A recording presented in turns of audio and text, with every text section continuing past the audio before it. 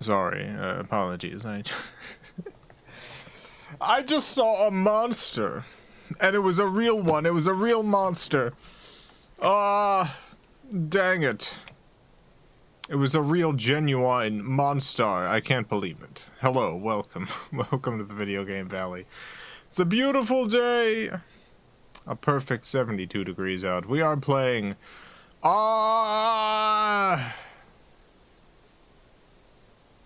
Real Monsters on the Super Nintendo, based on the hit television program Real Monsters.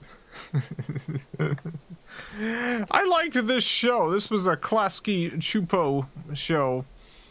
They did a variety of cartoons around that time. I don't know if they're still around. Is Klasky Chupo still around? They did Rugrats.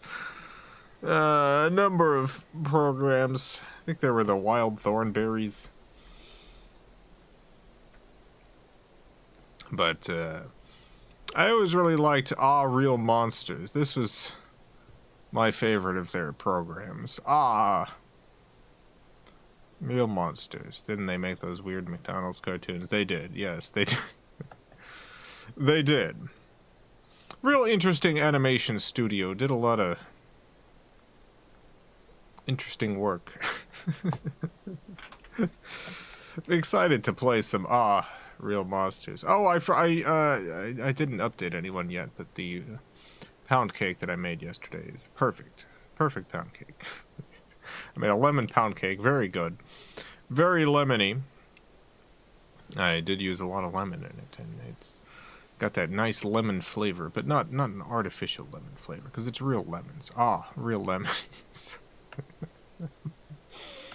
Turned out very good. I'm so happy with it. I'm gonna eat some after this stream. I'm gonna eat more.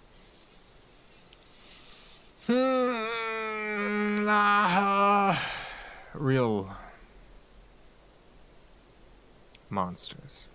Make up for the spiced apple incident. Yeah, I was feeling pretty bummed about that. Apple cake.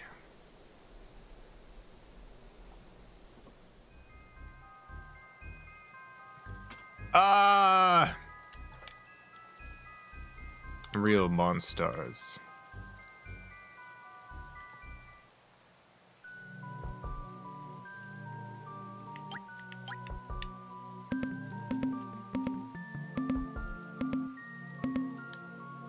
You think scary or nightmare is easier?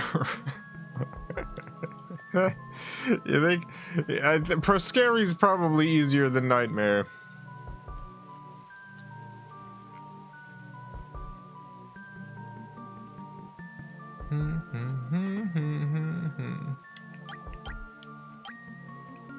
Boy, I loved the character designs in this show. You could probably tell.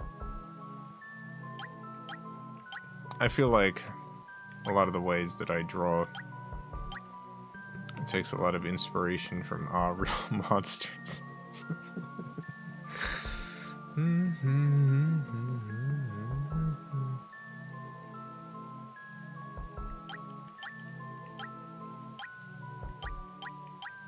Let's see. Scare is A, jump is B, trio is X, throw is Y.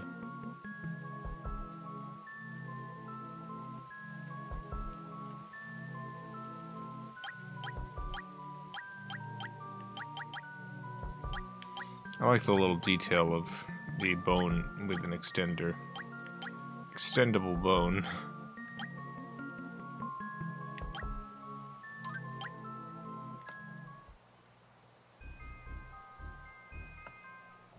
Let's begin.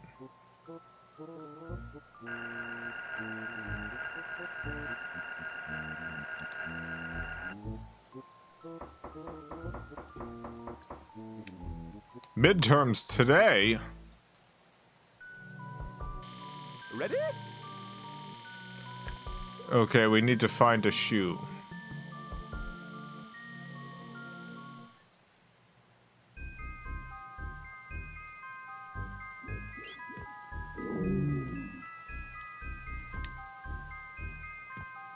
Alright. Oh, I've got limited scares. I shouldn't have been scaring. What about these? Do I have limited of these?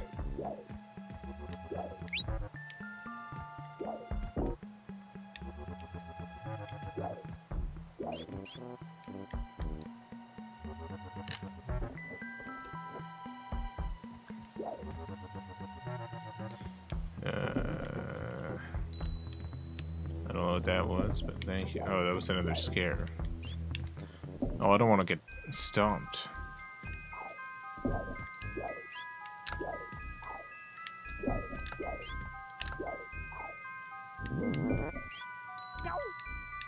Oh no, I got hit by a rat.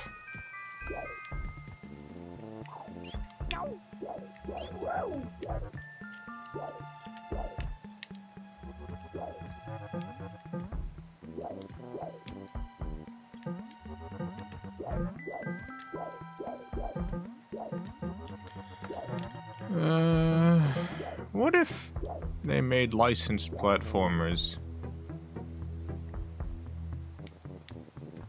for wars? What if, like, the Gulf War had a licensed platformer?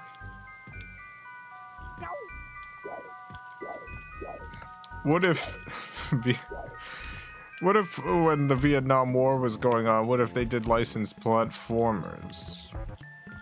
I know the timing for that's a little wrong, but you know what I'm saying? I want that one up. I want that son of a gun one up.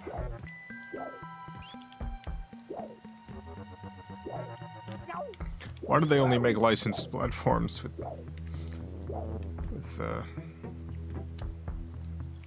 cartoon characters? They do licensed game for wars, just not platformers usually. Yeah. Like they do the military licenses, like films and stuff. Like the what are those movies called? The Marvel Cinematic Universe, which the United States military has indeed paid and supported. But they all do like platformers.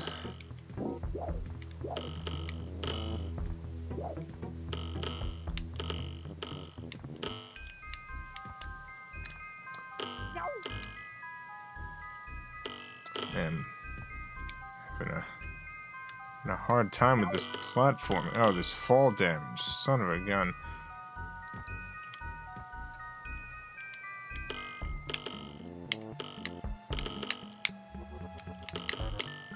There we go.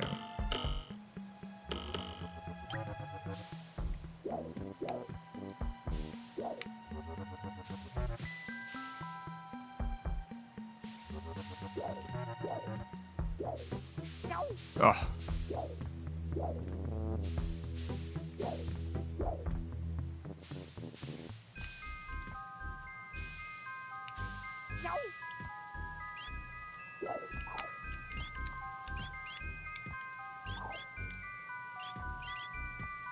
This is pretty hard. Mostly because I just don't really... It's hard visually to parse what's an enemy and what's not at any given moment. What's gonna hurt me? What's not gonna hurt me? And there's nonsense like that.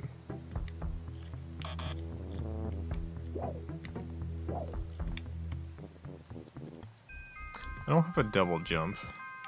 I don't have a ledge grab.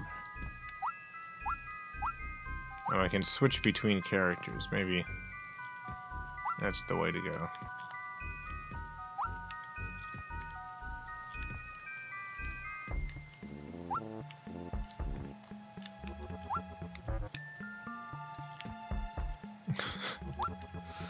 No, apparently not. Okay, I can throw... Oh, maybe I can...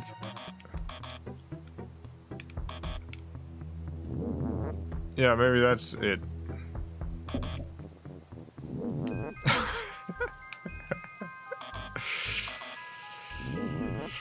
That doesn't seem to be working. It's very clearly I need to go up here.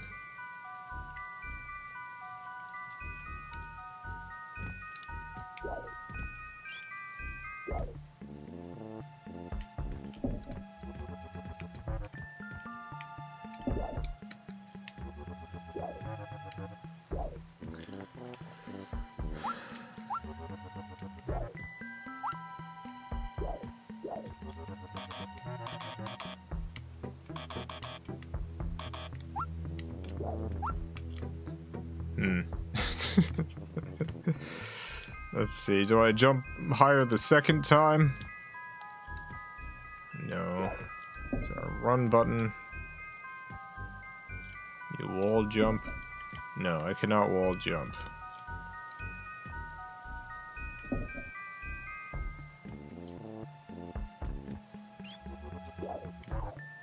This isn't like a very complicated game. It's not like I've got a ton of different buttons and whatever. This opened this door, so this is nothing to do with that.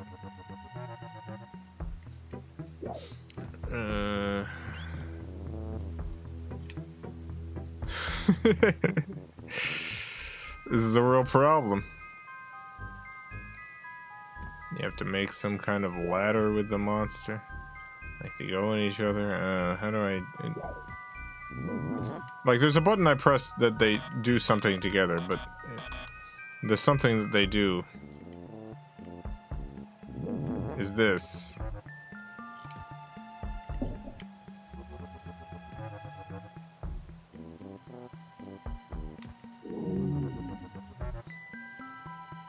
Isn't that the trio button? Yeah, that's the trio button. Change monsters and press the trio button.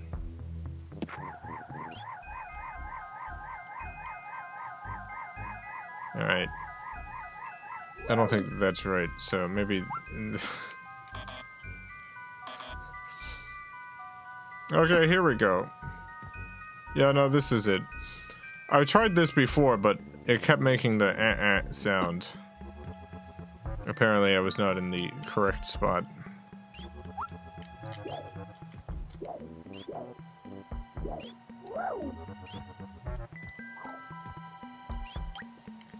Good to know.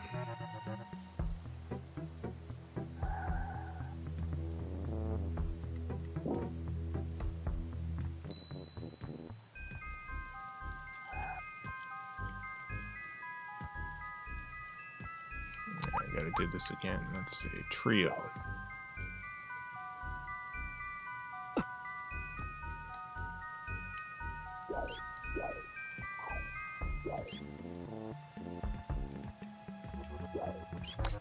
Boom, boom.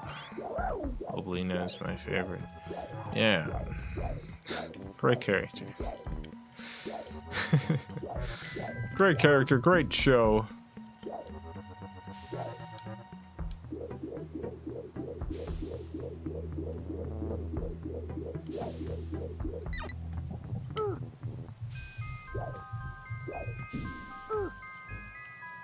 Almost out of heart health.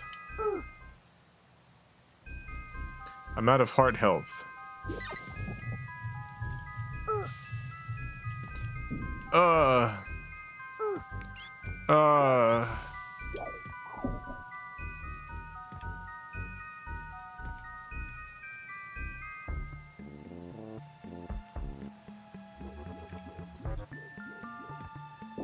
Got some nice garbage.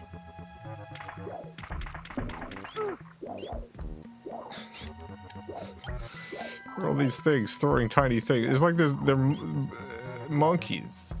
I think they're rats. They look a little like monkeys, but they look more like rats. So I'm gonna say they're rats. And they squeak like a monkey does, but also like a rat does.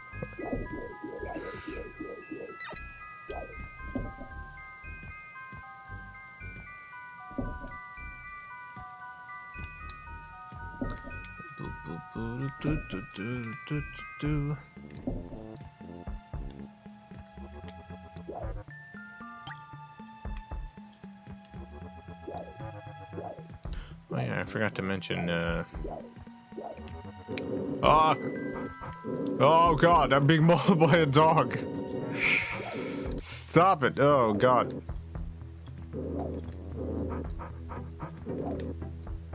Just keep getting mauled by this dog. I'm trying to jump out of the way, but these hitboxes are all weird. It grabs me as soon as it gets within 10 feet. Well, I got killed by the dog. Anyway, as I was saying, I did put out the third volume of the FilmCow sound effects library. If anyone wants to grab that, that's on itch.io. 2,000 more sound effects. Ah, getting mauled by a dog again. Ah.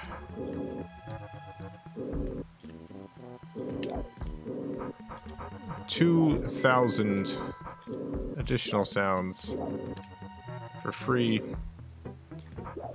No cost. It's free dollars. I realize it sounds like I said $3, but it's free. It's free. There's no dollars involved. It's on itch.io.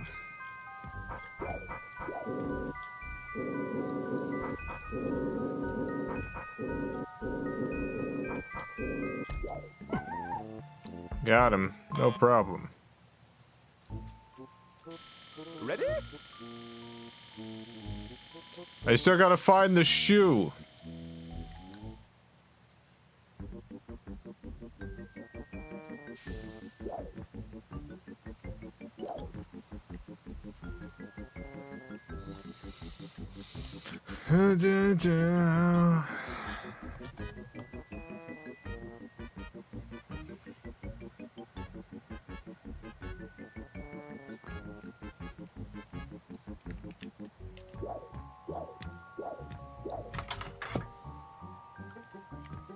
Alright, what are we doing?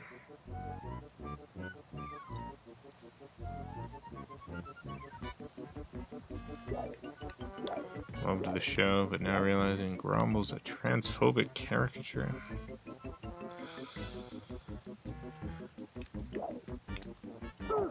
It's been a while since I've seen this show. He's just a guy wearing women's shoes, right? Like, I don't... Is he intended to be a trans caricature?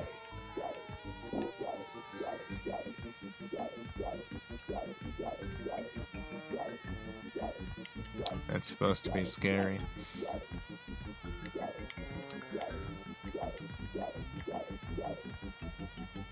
That bug.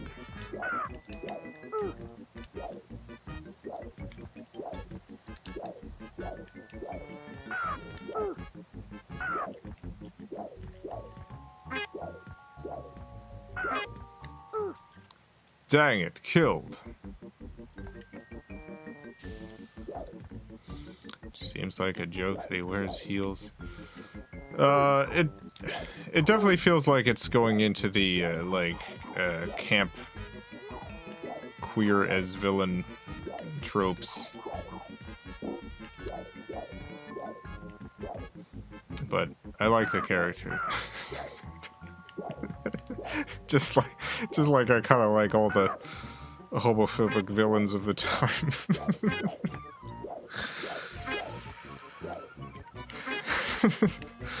There's a lot of them. Oh my god, look at this duck.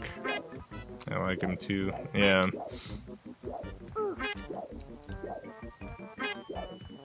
I think the idea is that monsters don't really have a gender, but I still like the Grumble.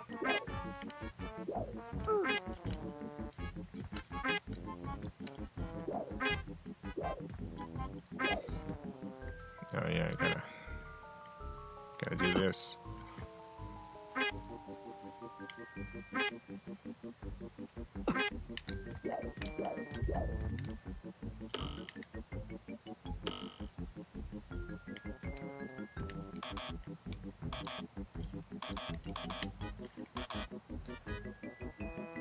I guess there's a cooldown timer on this or something. I don't really understand it. I can't always actually use my abilities.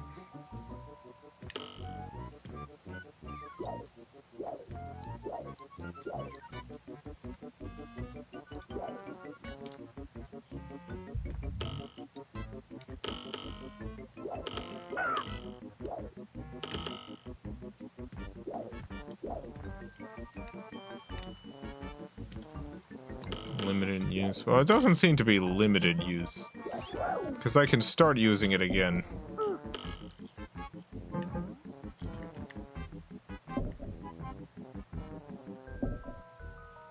Wouldn't be surprised if they were like, but he's wearing lady shoes. That's what's funny. But I also don't know the intent was to be offensive.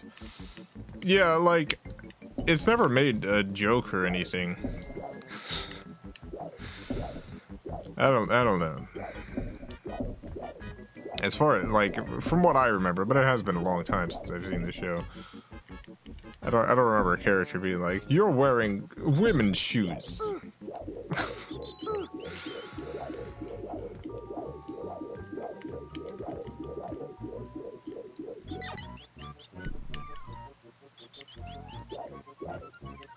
Like, it's definitely not a, like, I don't know, the guard from Super Jail situation or something.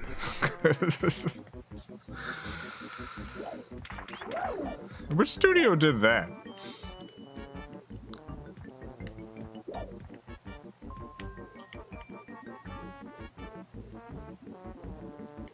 Oh my god.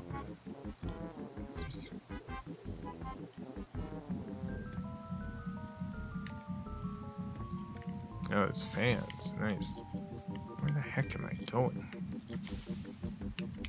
William Street. That's the distributor, publisher, producer, whatever. Yeah, publisher. Or whatever it's called. I don't think they actually developed the show.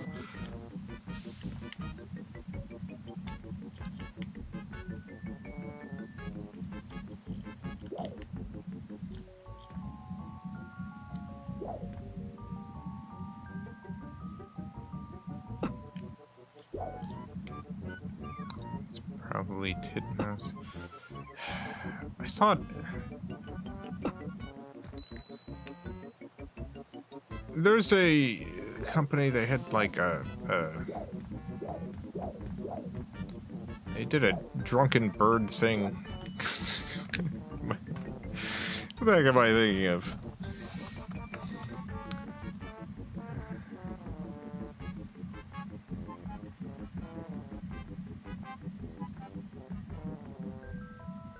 Augenblick, that's it. That's what I'm thinking of. Augenblick Studios. Augenblick.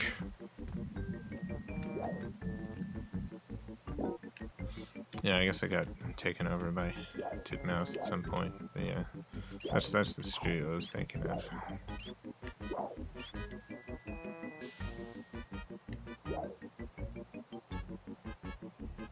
I remember liking the manic animation on Super Jail, but yeah, that character was really bad. Yeah.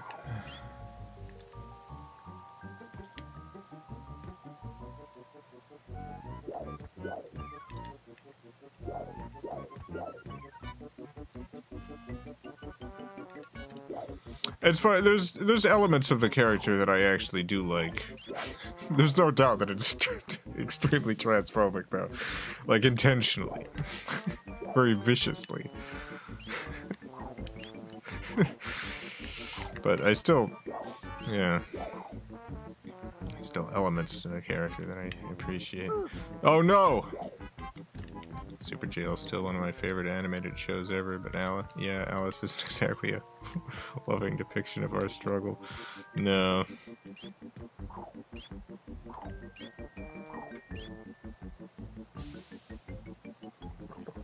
Jason has some problematic faves. The thing is, like, there's a lot of queer and trans, either textual or...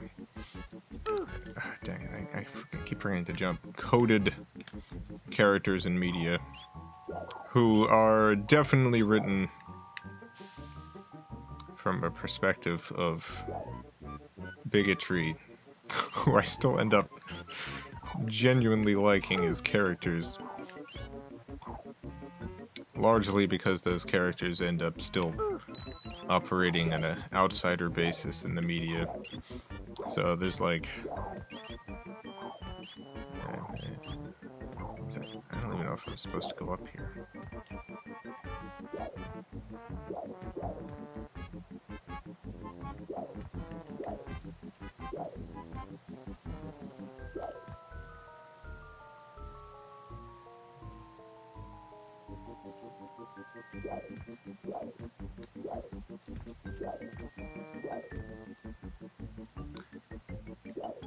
To be honest, find myself connecting more to offensive, over-the-top queer characters than some of the blander depictions we get now.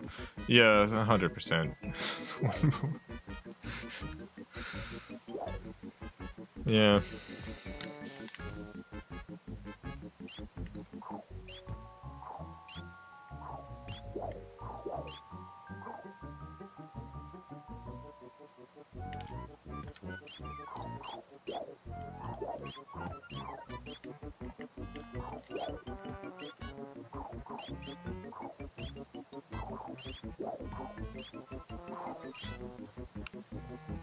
Where the heck am I going?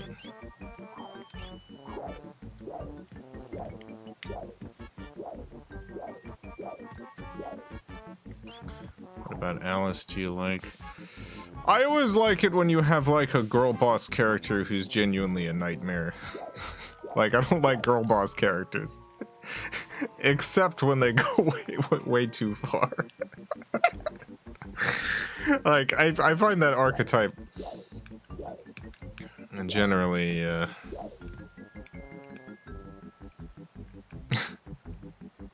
generally interesting. Him isn't transphobic, he's just a Frankenfurter parody. Him isn't transphobic, he's just a parody of another transphobic character.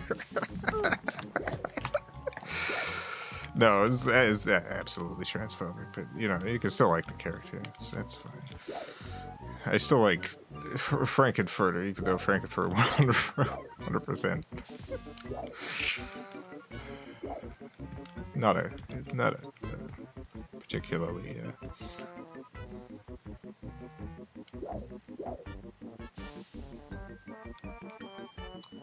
I don't know where the heck to go. I'm just completely stuck in here. I mean, oh, I can't even go back down. All right.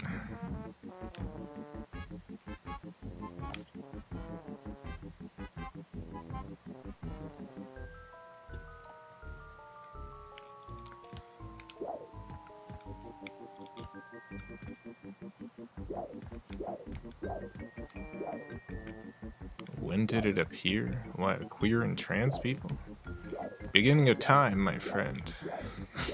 Beginning of human civilization. The depiction, the ideas about gender and sexuality that exist in modern day human culture, largely completely inconsistent with the rest of history, which had very different depictions of gender. You know, you go back to, like, ancient Japan, and they're like, there's 3 genders. Men, women, and femboys. You go back to ancient Greece, they're like, there's 3 genders. Men, women, and femboys. You go to, ancient, native cultures around the world. There's a variety of genders with entirely different meanings to them. You've got even like in like, what is it? In like more modern, like America, you've got people like the Public Universal Friend, born 1752, Look up public universal friend. If you want to...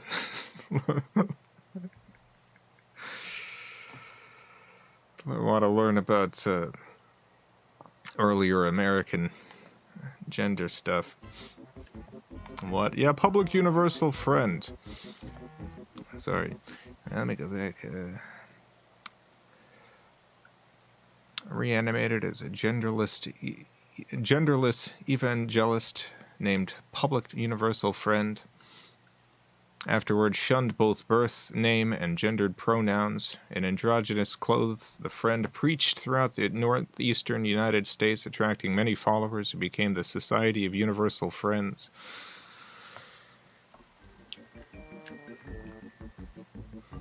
Yeah, 1752. None of this...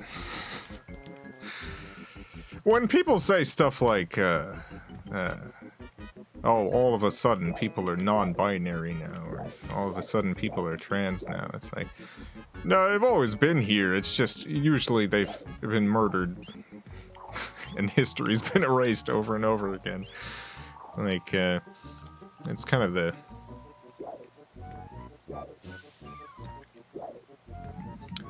the go-to routine. You look at Germany before the outbreak of World War II, before the Nazis took over. It's like a huge trans scene there. There's like all these medical breakthroughs going on through gender affirmation surgery and all this. Dang it, died.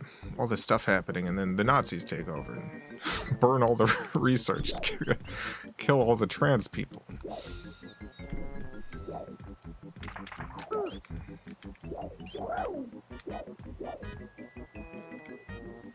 And then decades later, people are like, oh, these people are just starting to exist just now. Why didn't they exist before?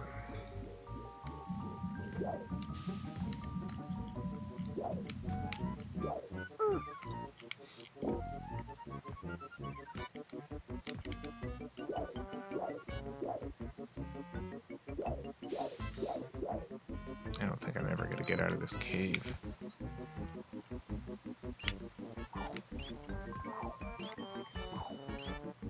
Melee, thank you for the 5 British pounds.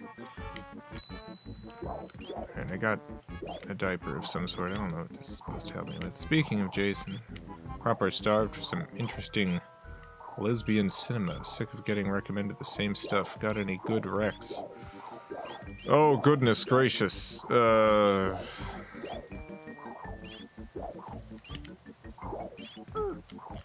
we go. Is this correct?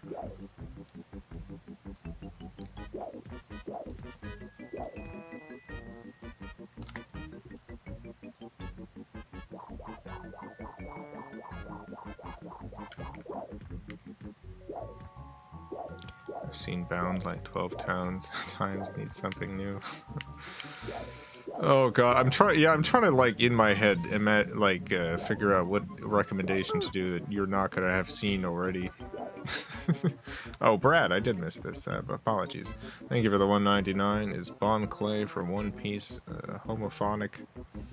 Homophonic, that's interesting. I have no idea. I've never actually seen One Piece, so I don't know. Let's see. I've seen The Watermelon Woman. That one's good.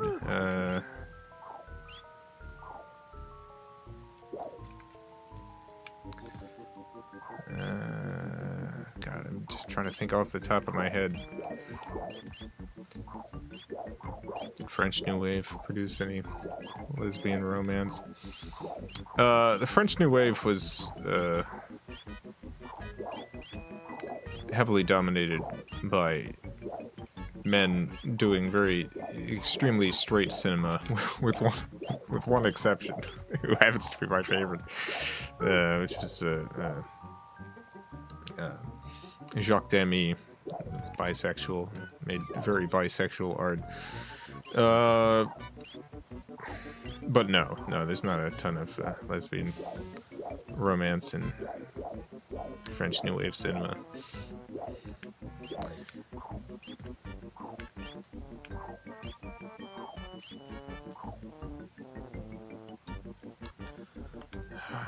What was the, there was like a, I think it was a US movie in the 90s. You've probably seen it though, it's, everyone's seen it.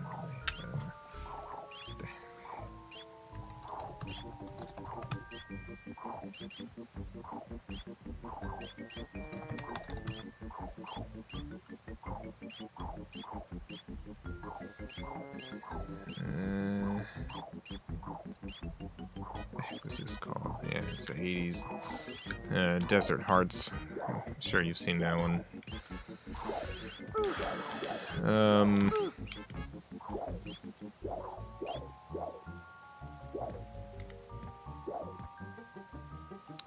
Go back down onto the moving platform. Am I? Okay, I'll try that. I'll try going down on the moving platform.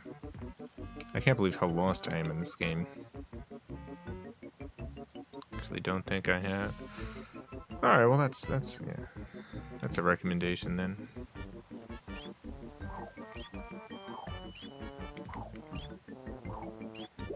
Alright, I need to stay on this platform. I see. I understand. Yeah, I get it now.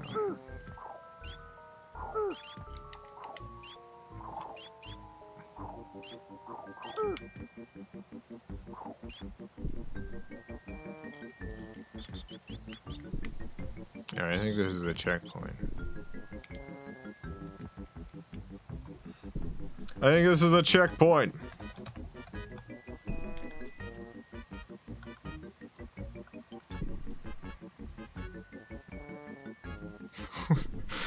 Wait, what was that movie that came out? Sorry.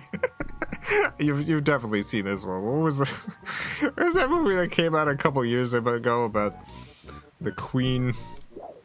I forget which queen. Is the one with all the little dogs or little cats or something? There's a movie for you. What the heck? The favorite. The favorite.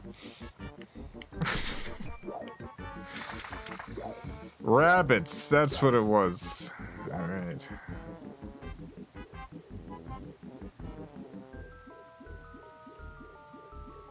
Sausage Party. Yeah, I'm thinking of Sausage Party.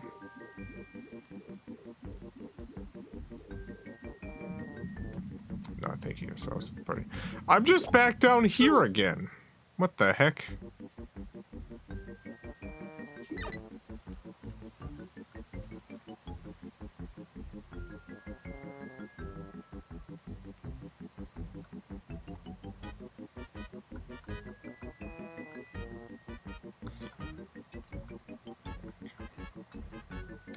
Anyway, one I would genuinely recommend, which I mentioned earlier, is the Watermelon Woman. If you can get your hands on that one.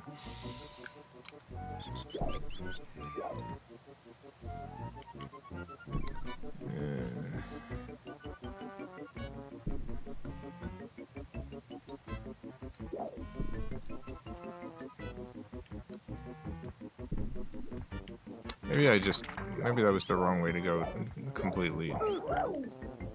Maybe I just need to keep going down.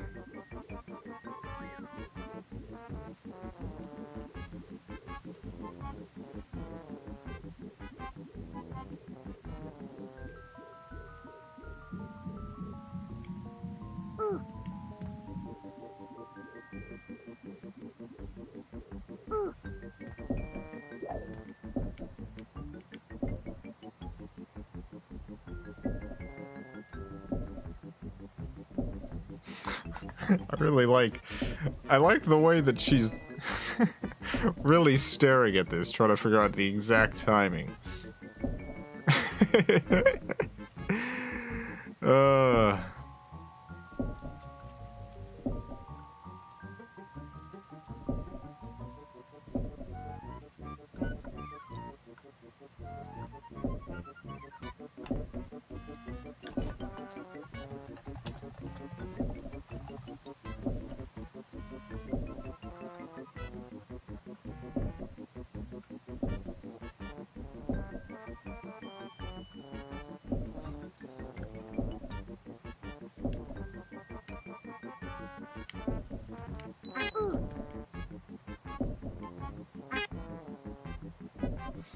Another movie I would recommend, which I think it's not a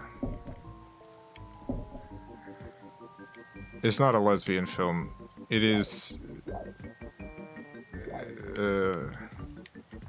it'll hopefully satisfy the same itch though. One of my favorite movies of all time. Daisies by Vera Chitnova. It's a Czech film.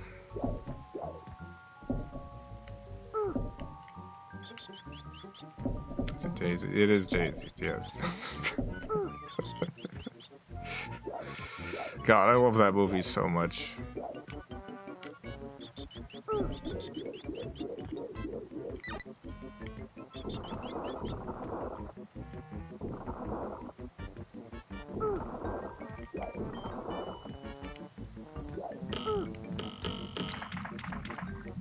Brad, thank you for the $1.99. I think the main hero in One Piece is asexual. Quite possibly. I, once again, have not seen One Piece. could I possibly say? One Piece.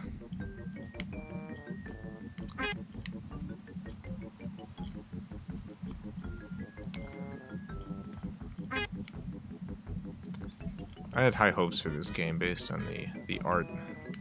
And the art is very good, but this is one of the most confusing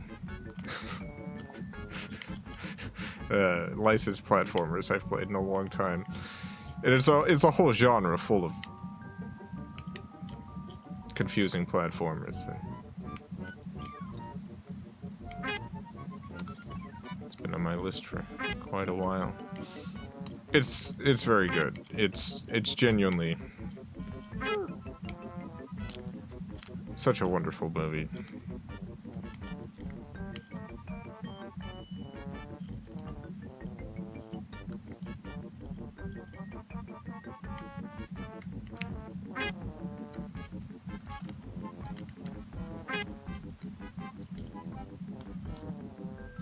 And yeah, it definitely falls under the what do you call it, gal pal kind of thing, where it's like, are they lesbians?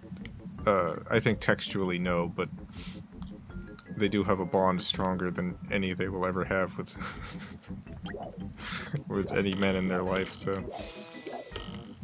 the entire movie is that bond.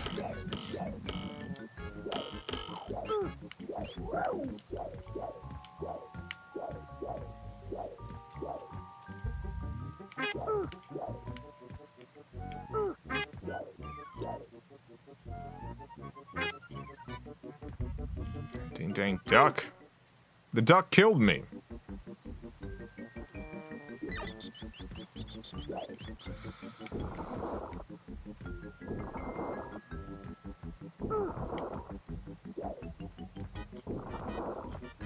Women love bonding. Can't get enough of it.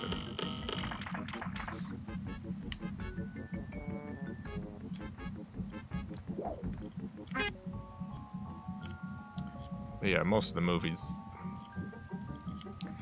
them goofing off, scamming people, doing weird stuff, chopping each other's limbs off, as you do.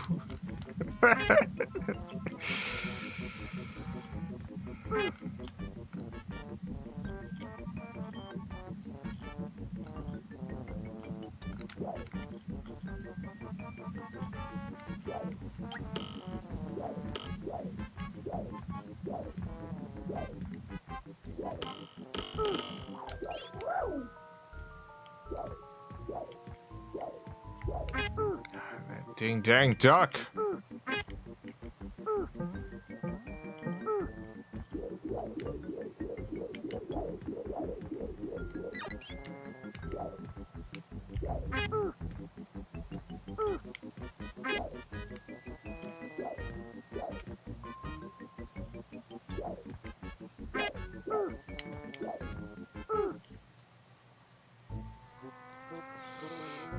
Yeah, I guess I'll continue.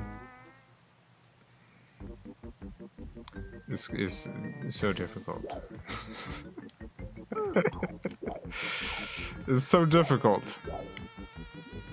It doesn't help that I also like have I mentioned this earlier, but I do have a hard time figuring out what exactly is an enemy and what is not, because some of the animals I encounter are definitely not enemies.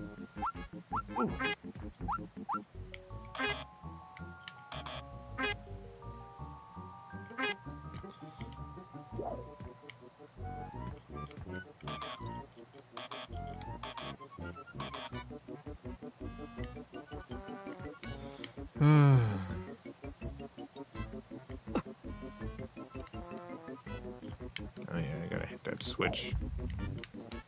There we go.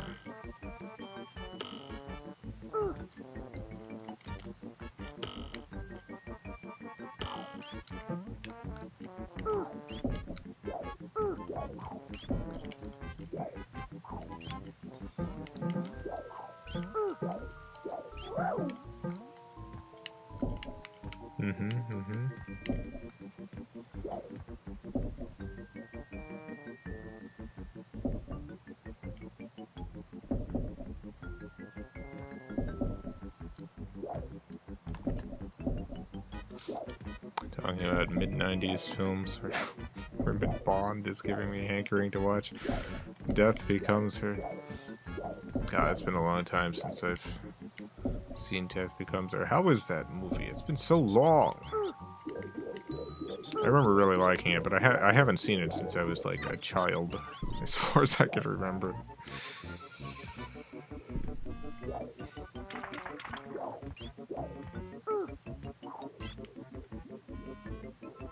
Holds up.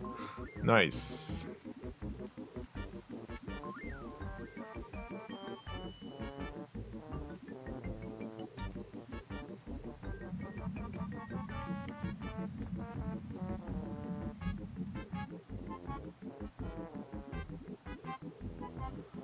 And they realized they were no longer little girls, they were little women.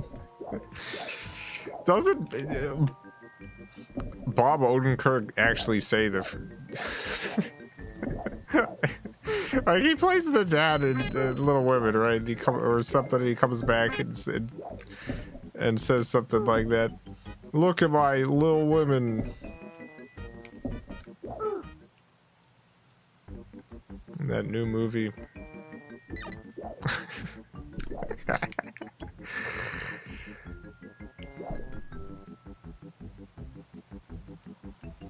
You're aware they made a sequel to the Mel Gibson 90s film What Women Want called What Men Want in 2019? Yeah, I am aware.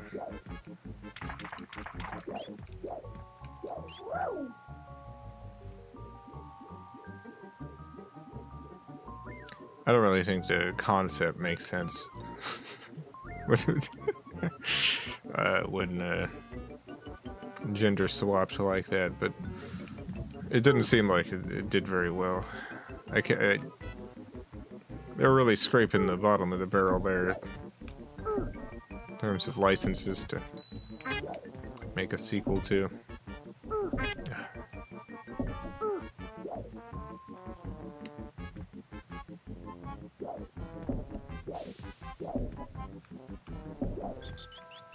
Mel Gibson's...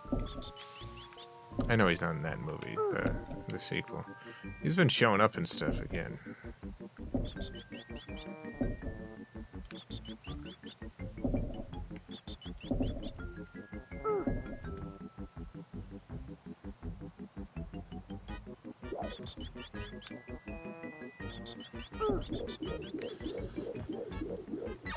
Alright, we're going down. Going down. Downtown. Oh, I got a 1-up.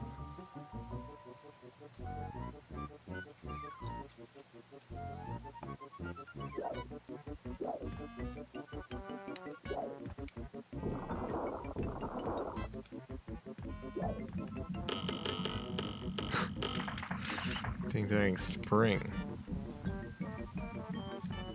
Nice find. Yeah, it was nice getting those little gifts. Those little hidden gifts.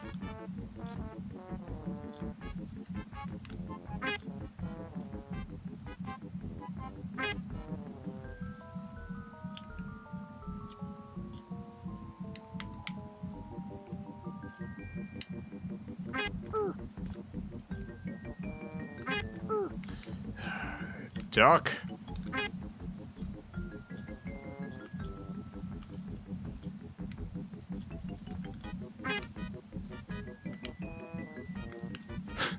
This is so hard.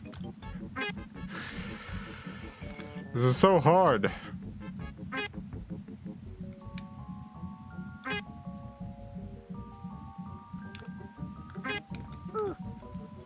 Maybe a different character will have an easier time.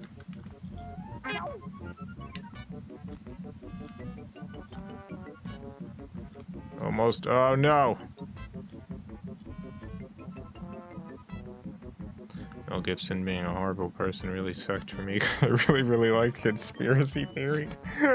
Conspiracy theory. Dang, I haven't thought about the movie Conspiracy Theory in so long. Oh my god, conspiracy theory. Yeah, those black helicopters. It turns out they're real, baby.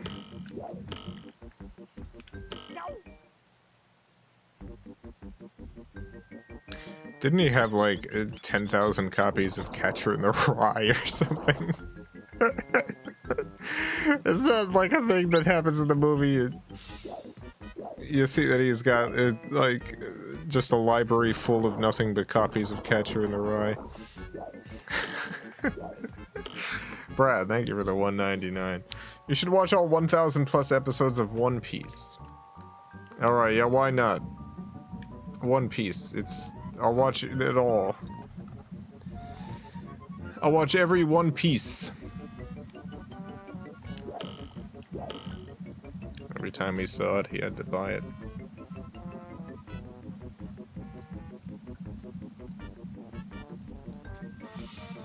Yeah, that was it. He just kept having to buy more and more copies of Catcher in the Rye. He just couldn't not buy it.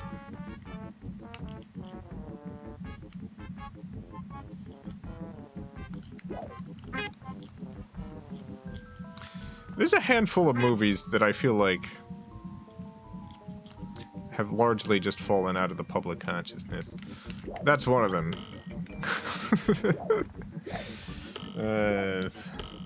There was a Chain Reaction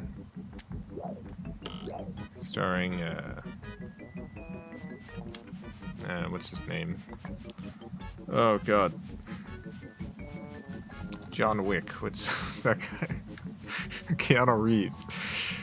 Chain Reaction starring Keanu Reeves, also just forgotten to time. There's that other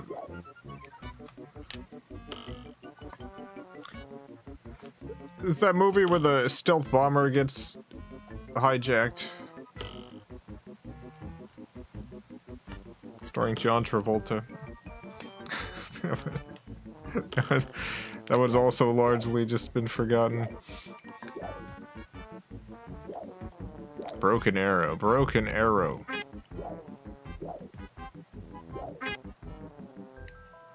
You've seen Phenomena starring John Travolta. There's another good pull. Yeah, Phenomenon. Phenomenon is one of my favorite of those.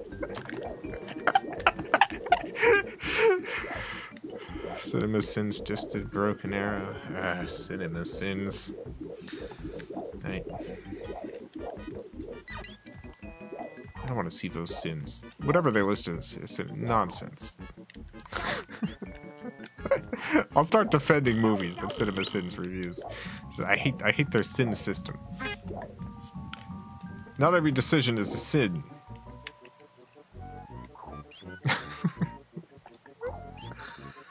We get some loaf for powder. If the director wasn't a child molester, then yeah. I do think Powder's a good movie. It's too bad about the director. Cypher, thank you for the $4.99. Heard you say you're watching One Piece as I came in. Don't do it, Jason. You'll become an otaku.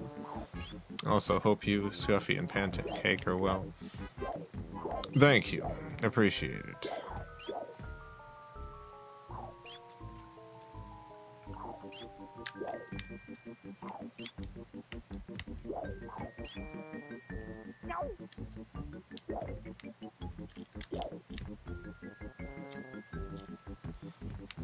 Yeah, I'm doing okay. No, I'm gonna watch every episode of One Piece. CinemaSins comedy series, not even remotely meant as a serious criticism. So, the one thing I'll point out is, I did a video at one point. And it's no longer on the channel. The whole concept of the video was that people, there was a period of time in which people were pretty frequently using the word gay as a pejorative. And I would hear even like people in a professional context using it that way. So I made this video. It was in the spatula series, and the one spatula keeps interrupting a meeting, calling stuff totally gay. And the concept behind it was that this guy was being inappropriate, but it was said in such a way that it just essentially encouraged people to start repeating the phrase totally gay over and over again in the comment section of all my videos. So, CinemaSins has played no small part in this sort of reductionist media culture that we find ourselves in. And I do understand the intent of CinemaSins. I hate the effect that it has on the world of media and media analysis and what people think of media analysis. At some point, the the intention you have versus the actual effect. Gotta start paying attention to it. Sins are good, let's sin more. Let's sin more. How do I get out of here?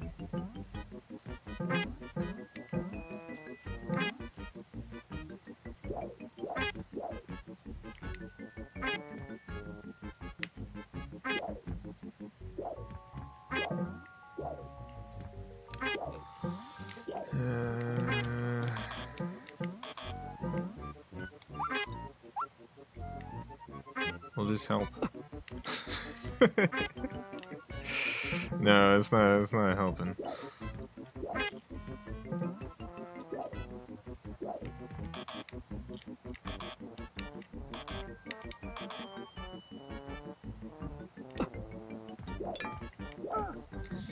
Sky2Fall, thank you for the $9.99. Watched a video earlier today. Concluded CinemaSins fosters an intellectual approach to media engagement at the cost of actually engaging with the media in a meaningful way. Oh, I'm sure there's all sorts of video essays on CinemaSins. I'm not the only one who like has a bee up their bonnet about CinemaSins. And yeah, that's that.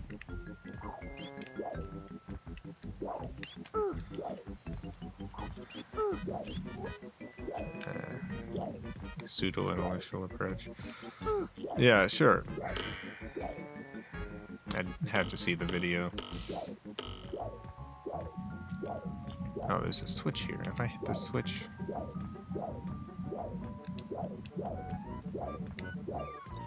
Anyway, once again, the intent of a series versus the actual cumulative effect it has. Many different ways to analyze media, including CinemaSins.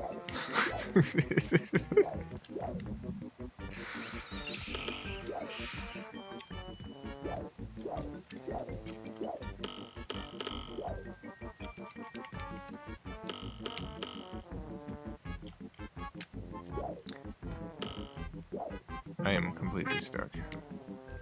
I'm stuck.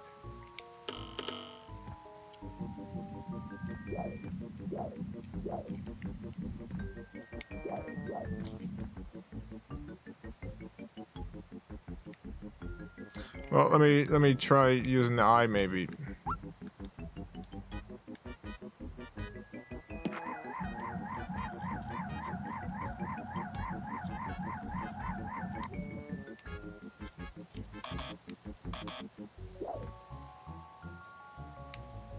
Look up a walkthrough. I don't think a walkthrough would help at this point. I don't know where I am.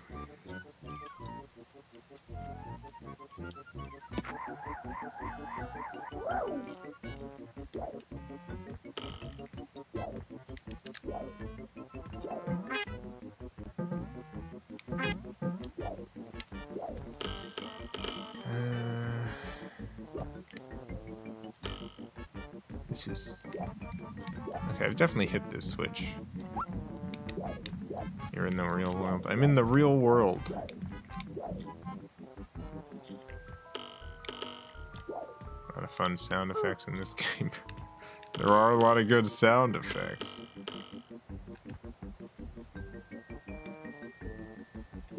Okay, I thought maybe I needed to go this way, but I think this is where I came from.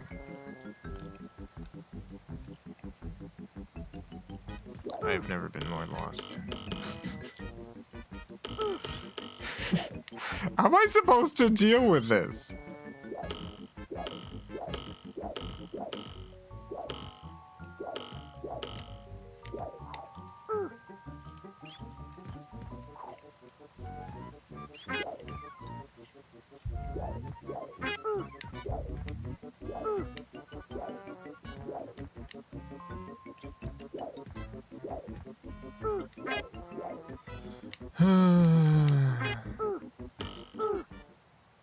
Dead. I guess we're going the right way because it. Oh my god.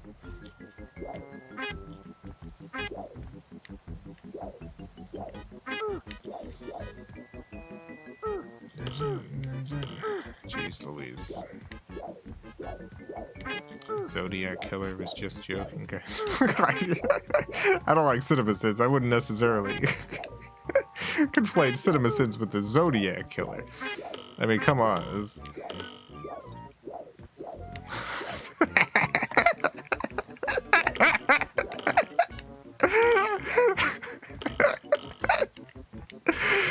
That is a funny way to bring the conversation up to an 11, though.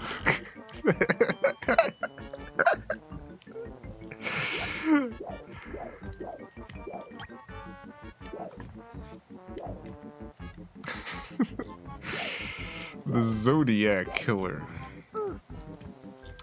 I think the Zodiac Killer was a fan of CinemaSins. Tonight at 11.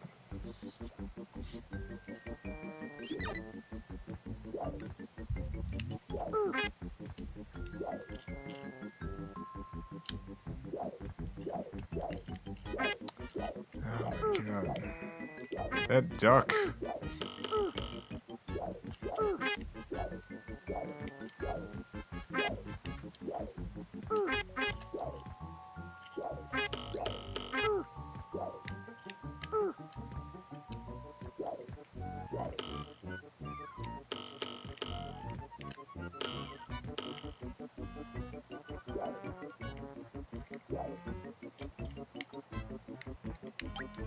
Got a lamp.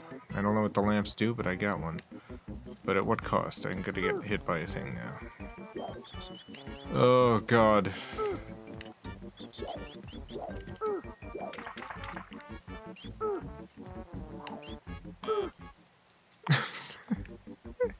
I gotta get a game over any second now. I'm gonna have to do this whole area again. Find the shoe yet. I have not found one shoe. I've not found a single shoe.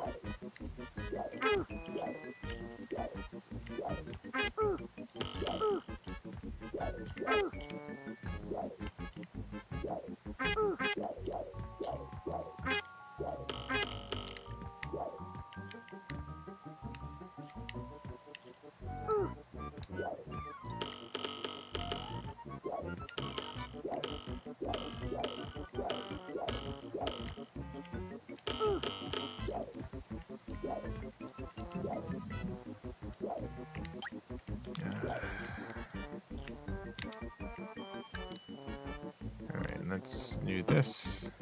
You can avoid getting hit. Oh, God. Just as I say we can avoid getting hit, I get a hit. Impossible. Oh my God, the exit. Ready? I still gotta find this shoe. Freaked is very good. No one seems to remember it. Freaked. 1993. Are you kidding me? The orange plastic safety cones are spikes?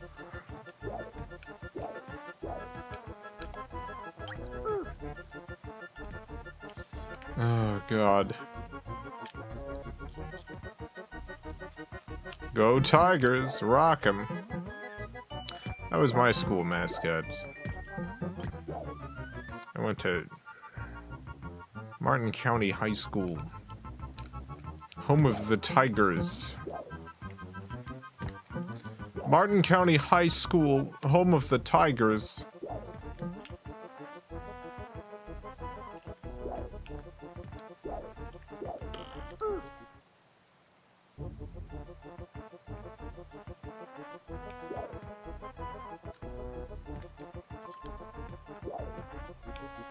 You can tell they're sharp because they sparkle.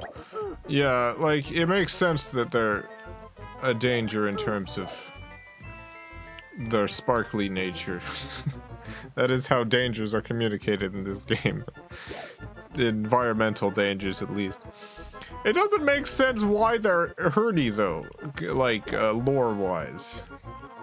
Why would a safety cone? Is it because it's safe and monsters are evil and they don't like safety?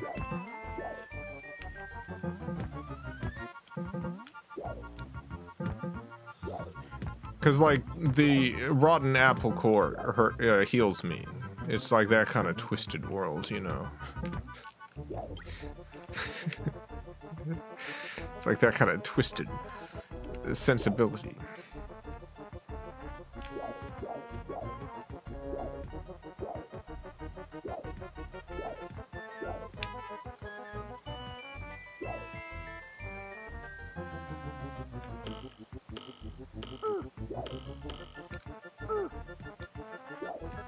As a human child, the human child does not seem to recognize me.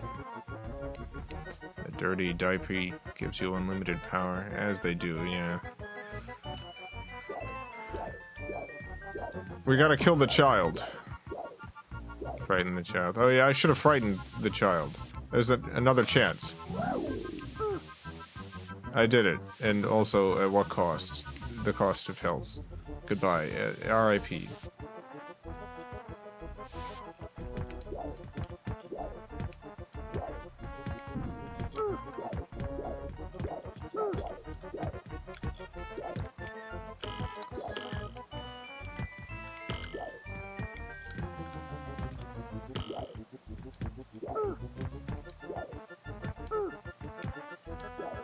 Cypher, thank you for the $4.99. Got a chance to watch all of Fall of Shadowstone. Didn't expect that twist close to the end. Looking forward to Season 3. Thank you, Cypher. I'm glad you liked it. Yeah, I'm looking forward to making more of that soon. It's been nice taking a couple months to work on other projects, too.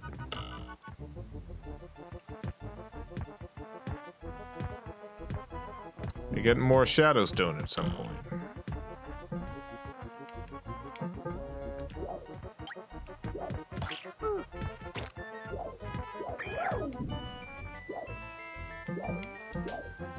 Look at all these kids.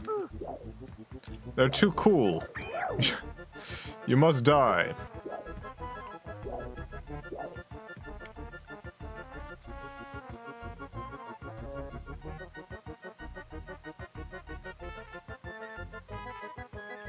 What are your opinions about the Venture Brothers? Oh, I love the Venture Brothers. I just recently saw that movie thing, the Baboon Heart one. I hate that they got screwed over by the network so much. Oh, dang, I didn't mean to do that. I hope that at some point they get to do more Venture Brothers. Was the movie good? Yeah, the movie was very good.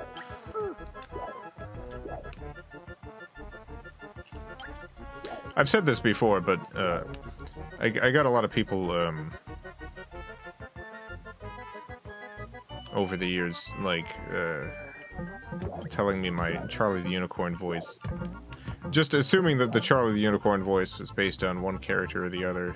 Usually people bring up, like, Carl from Aqua Teen Hunger Force, or... Recently, I've been getting Archer, which doesn't make sense. But I sometimes get people who leave comments asking if Charlie the Unicorn's voice is based on Archer. No, it's not. Really, Carl? Yeah, Carl from Aqua Teen Hunger Force. But the actual truth is that the Charlie the Unicorn voice came about from me seeing if I could do a Dr. Girlfriend voice. And then just using the Dr. Girlfriend voice that I had. And using that for Charlie. It was literally, it was just Dr. Girlfriend. It was me doing a Dr. Girlfriend voice.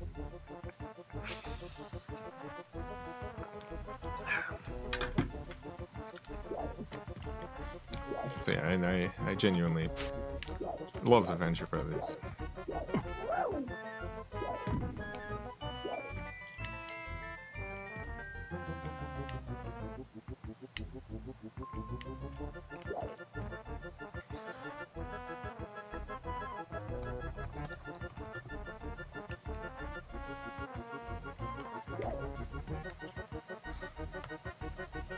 I once there was one time, I forget what voice actor it was. There was a voice actor who I heard an interview with, and someone asked him how he came up with voices.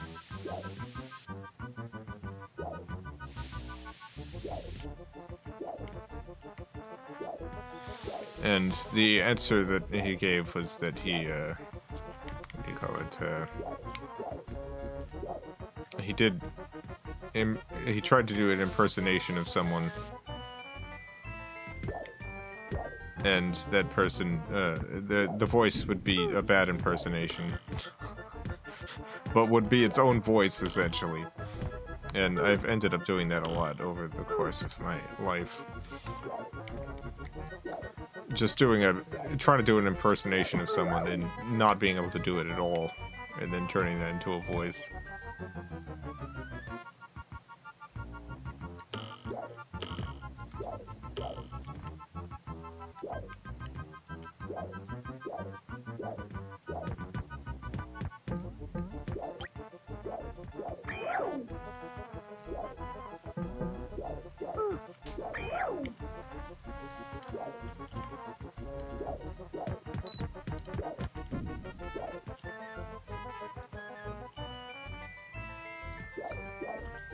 I'm invincible because of the diaper I picked up. It gives me extreme powers beyond your reasoning. Powers beyond your reasoning!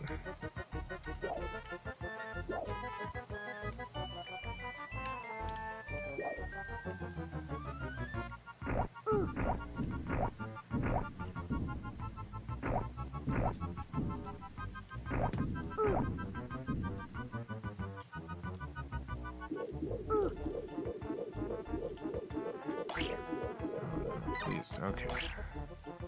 I think that's a checkpoint.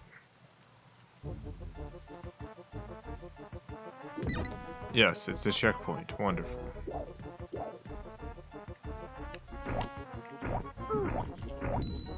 Another diaper. What ramifications do you think this has for humankind? That these monsters are just going through this school?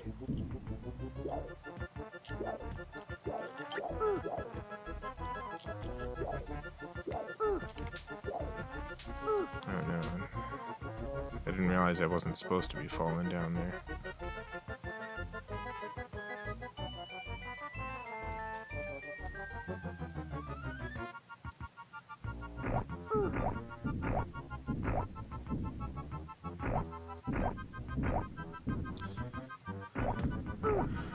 Could have the money and power to adapt any Goosebumps book. Which would you choose?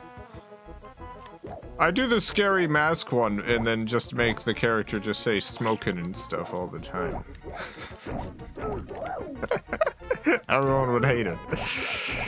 I have no idea. I don't actually remember any Goosebumps books.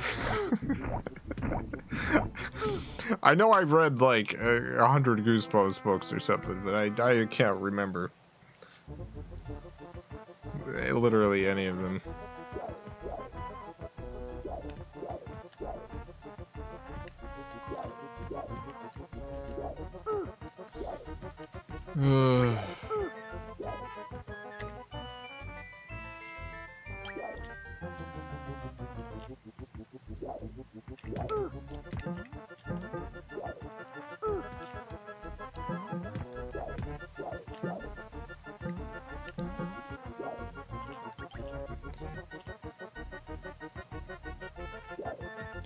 Did the rollerball blades do? I have no idea. I have been picking them up.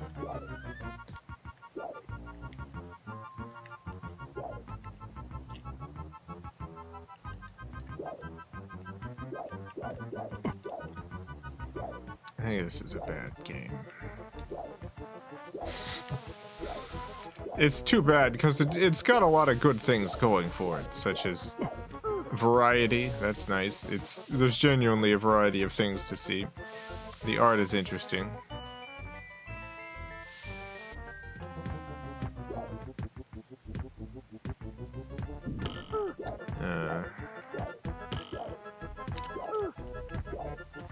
I guess that's it. The music's fine. The sound design is fine.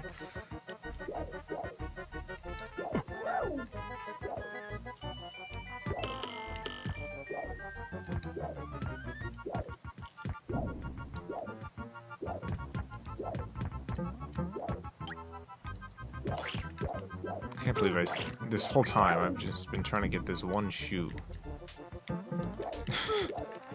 Literally this entire time I've been playing tonight, it's all about finding one shoe. And this is not, I don't think this is like the big end game goal or whatever. This is just the first goal. This is just the first thing you do. You find a shoe. How many levels does it take to get one shoe?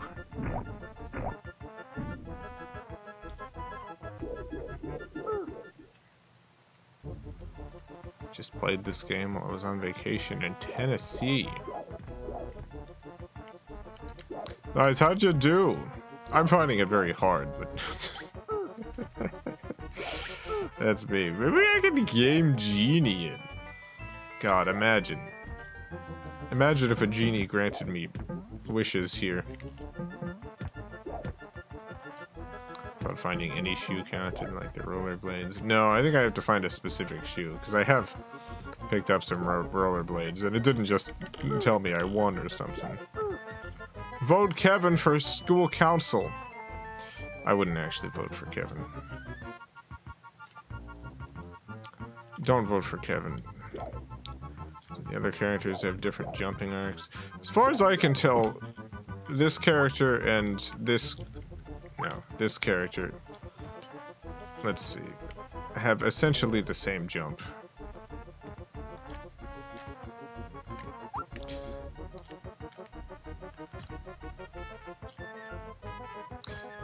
Yeah, I think it's the same jump. This character does not. This character has a much smaller jump. It's hard to tell. It's very floaty. Like I can jump to here. Yeah, it's about the same.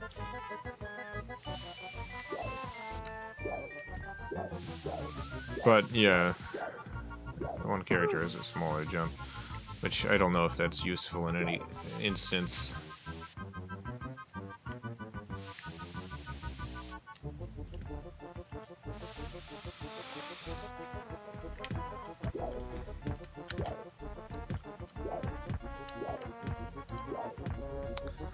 What do you think?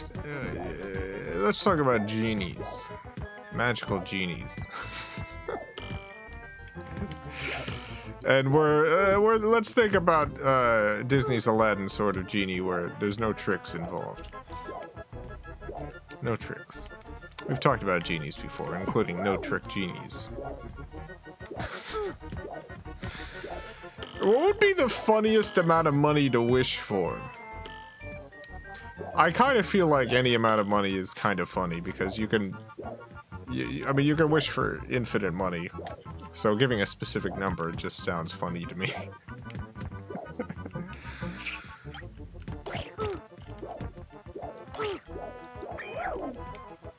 $50.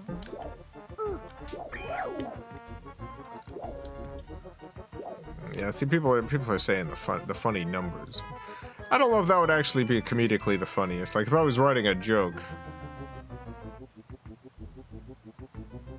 Can't hack the wishes, right? No, you can't hack the wishes. But I mean, you could essentially wish for a source of infinite money. In the sense that you could be like, oh, I wish for a bank account where it would never run out.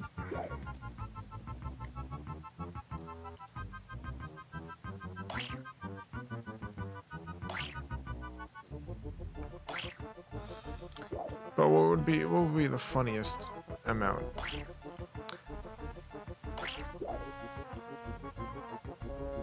See, I would say $1 million. Outside of the fact that Austin Powers already essentially made that joke years ago. Austin Powers, the first Austin Powers film realized that was a funny amount of money to ask for. In certain contexts.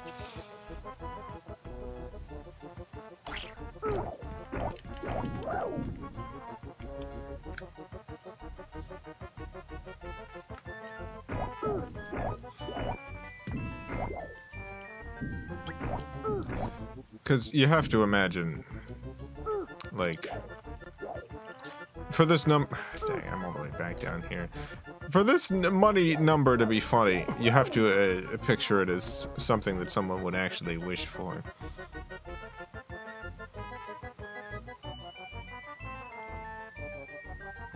Ask for a specific hourly wage.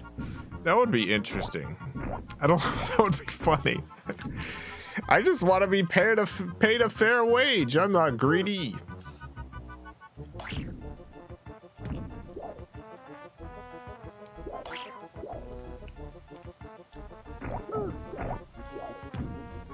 I never considered the idea of like specifically wishing for like a wage increase.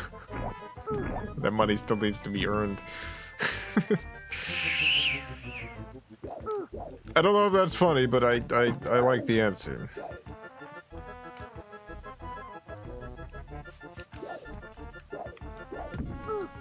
I think maybe the answer for me is, in terms of funny, $10 million. I wish for $10 million.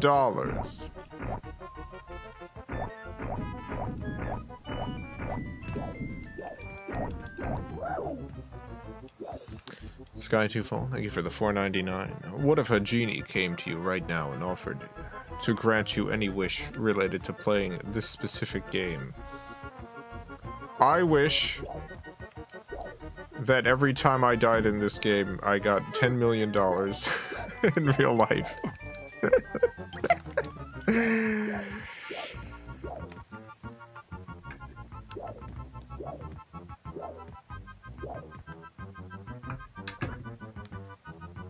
I think the smaller and more precise the amount, the funnier it is. See, I think I understand where you're coming from here. I do think comedic sensibilities in general, like, change over time. I think something like $36.29 would have been the correct answer comedically, like 15 years ago or something. I don't think it would be the correct answer anymore in terms of the funniest amount of money to to offer. Because it has the feeling of a gag now. It has the feeling of a joke. You want to avoid that.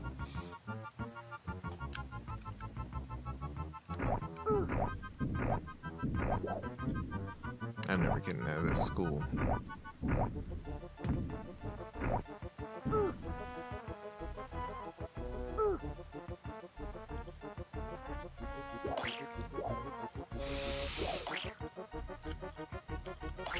Oh.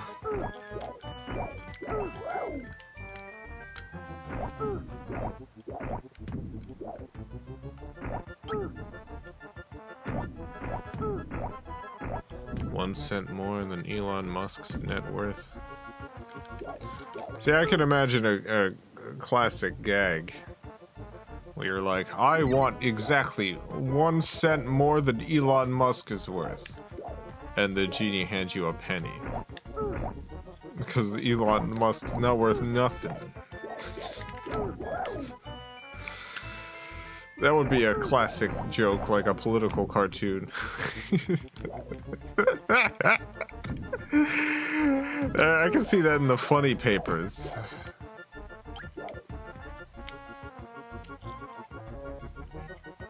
Am I supposed to go down?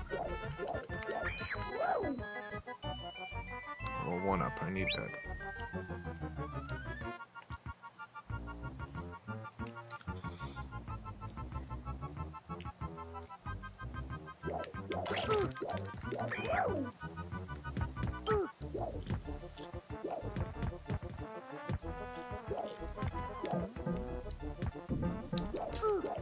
Oh my god, I'm back here. What in the heck? What in the heck? What in the heck the hey?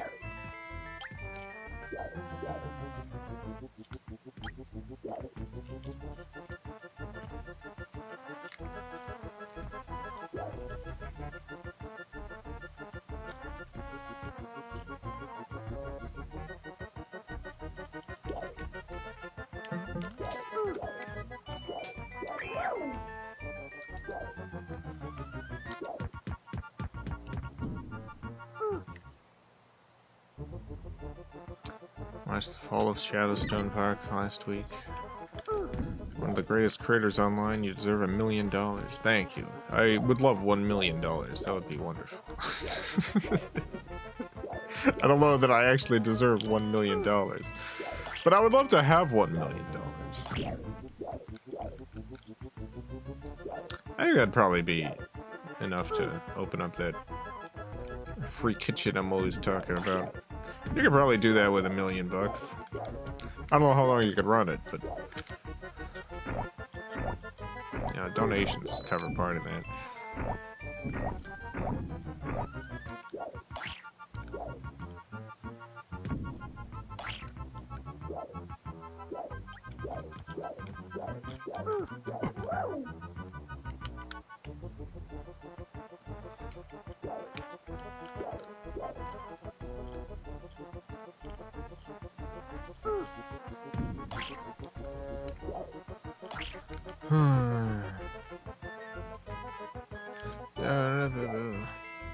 I kind of want to get a game over so I can just play the beginning levels again. I don't think I'm getting any further here. I don't really understand most of this game's setup. It just doesn't make sense to me. The way this game is set up just doesn't make sense.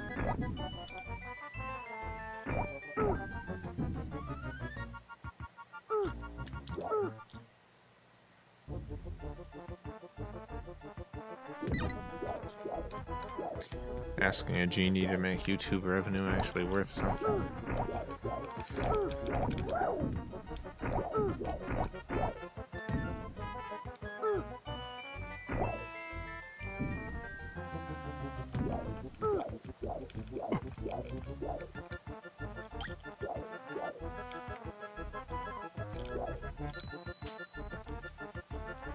There's a 1-up again. All I can do is go down at this point, though, and I end up back. This is the farthest I've gotten, but it just sends me back. It just sends me back here. I just don't get it.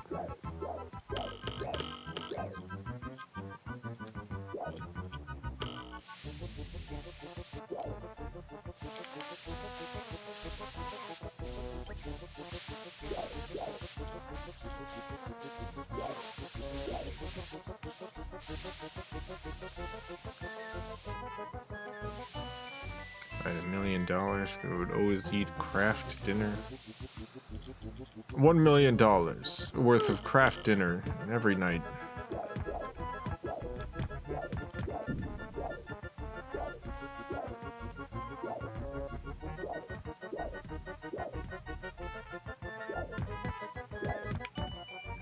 Let's see who the 1993 champions are.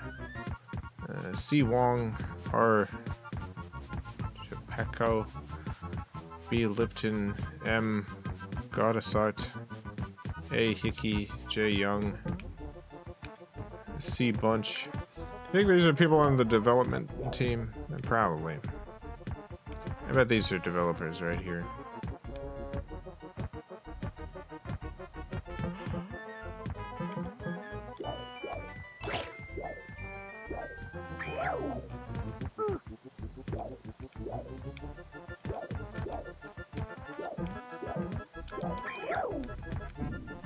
What if you wished for a source of wealth that was very cumbersome?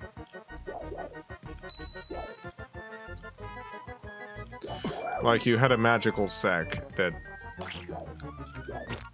you could extract infinite nickels out of. So you technically had an infinite amount of money, but only in the sense that you had infinite nickels.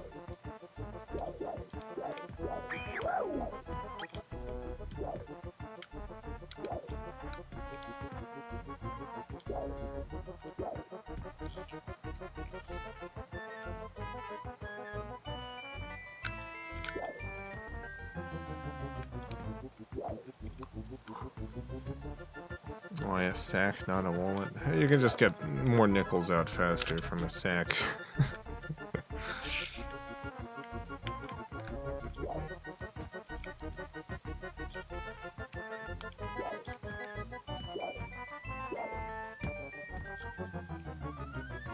That's goof territory. It is definitely goof territory.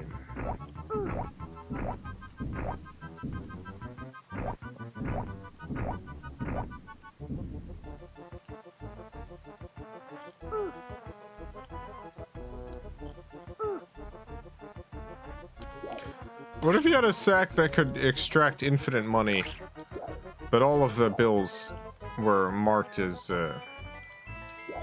in various databases as stolen? So you do have a sack that gives you infinite bills, but you do have to launder all of them.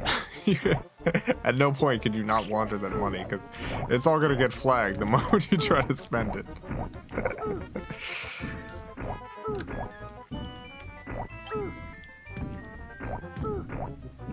Sky 2 Fall, thank you for the $4.99. I wish my hair would get caught in the garbage disposal. Oh, but the terrible hubris of that wish. Hubris indeed.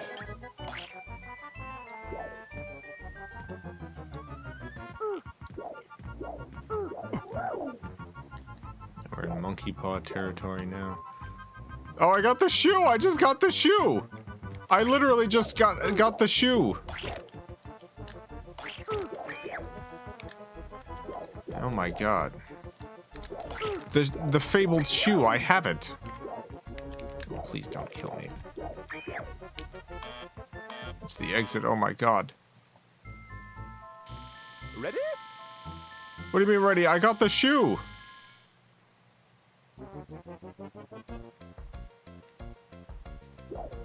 I have to fight a boss now or something.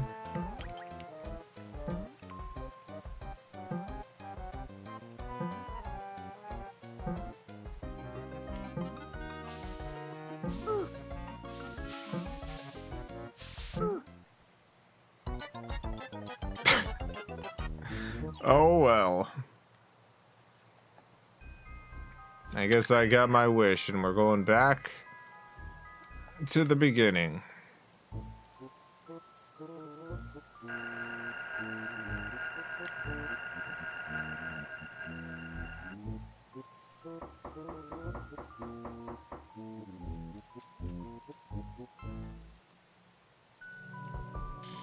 Ready?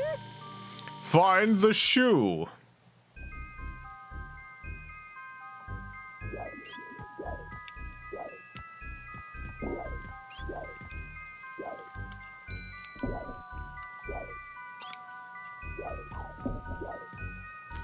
You ever find yourself, I find myself doing this all the time, where like, I don't know, I'll be particularly short on money and I'll just think to myself something like, oh, I wish I had, let's see, the ability to be invisible and also to hack an ATM with my mind. Imagine if I was invisible and I could hack an ATM with my brain. I could walk up to an ATM, the cameras wouldn't pick me up. I just get a bunch of money out of it using my mind powers, and then I would have no problem. I'd have all that money. No issue. And then I'd think to myself, why am I picturing this scenario where I need elaborate superpowers? Why don't, in this scenario, I just imagine myself having more money? Why don't I just skip the middleman here?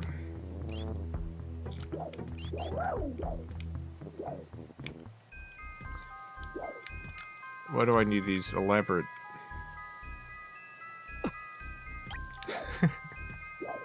contrivances?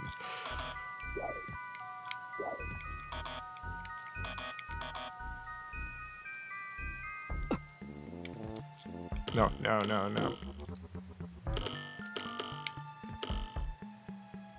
Let's see what's over here. I have a deeper understanding of this game now, so I'm gonna...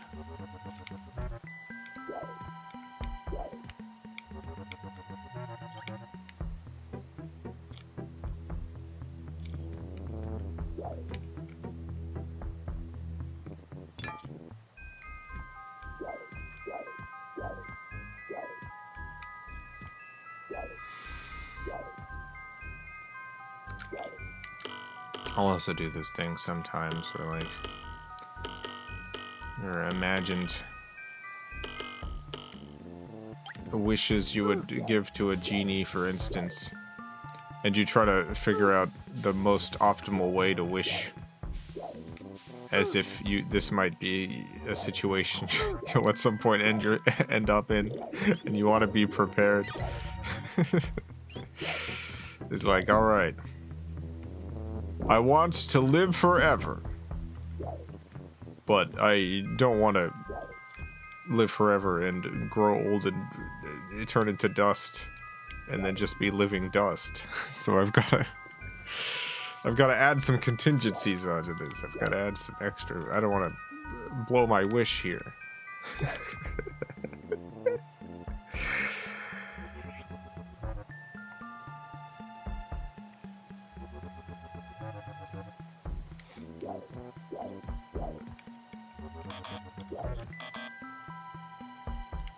How does living dust work? I don't know. I just know it would work because of magic.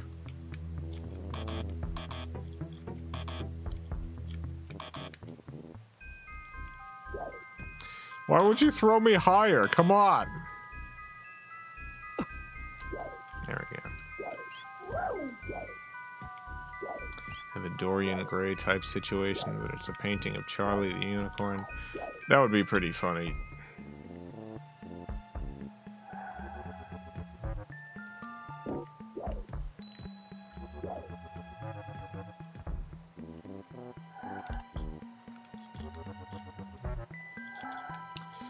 A lot about Charlie the Unicorn as a piece of media is pretty funny in the context of, like, important life stuff.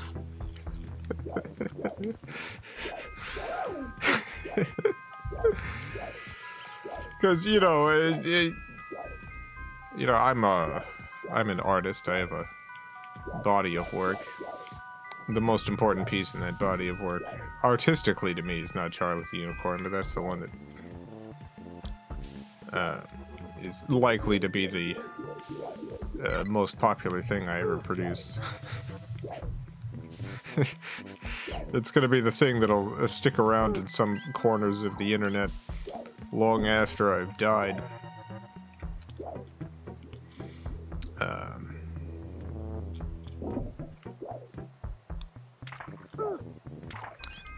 And it's kind of funny. it's kind of funny thinking about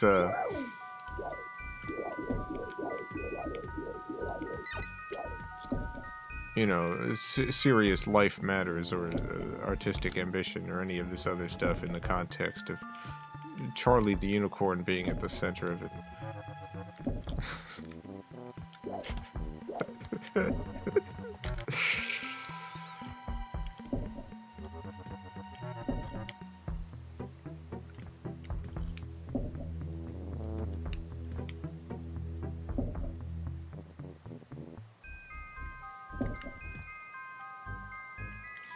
It's a thing noobs randomly stumble in, blather to chat on the reg. It's absolutely llamas and hats. It's definitely more llamas with hats, but pretty substantial amount of Charlie the Unicorn too. I think llamas with hats has more of a timeless appeal because of its basis in vaudeville. It's a vaudeville comedy duo act. Whereas Charlie the Unicorn, at least the original one, is very much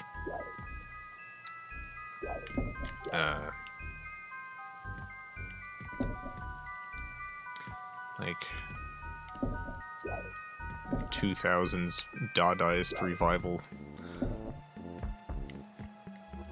Which comes and goes, that sort of thing.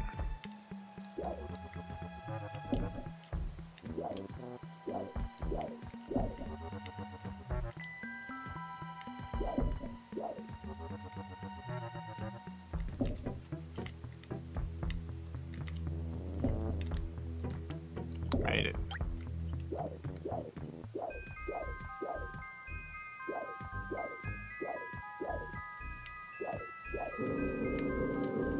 Oh yeah, it's this dog that eats me.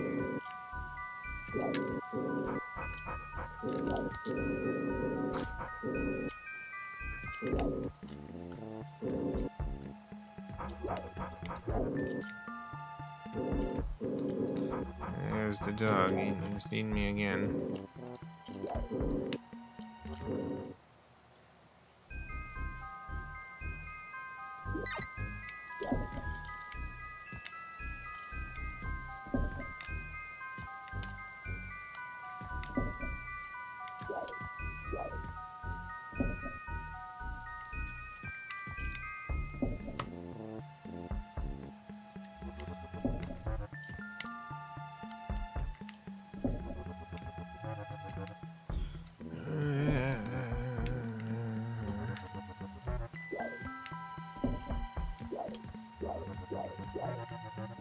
Goodness gracious.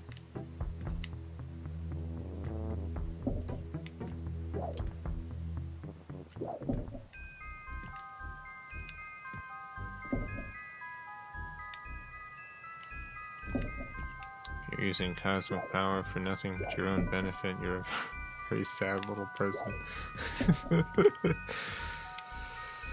Yeah.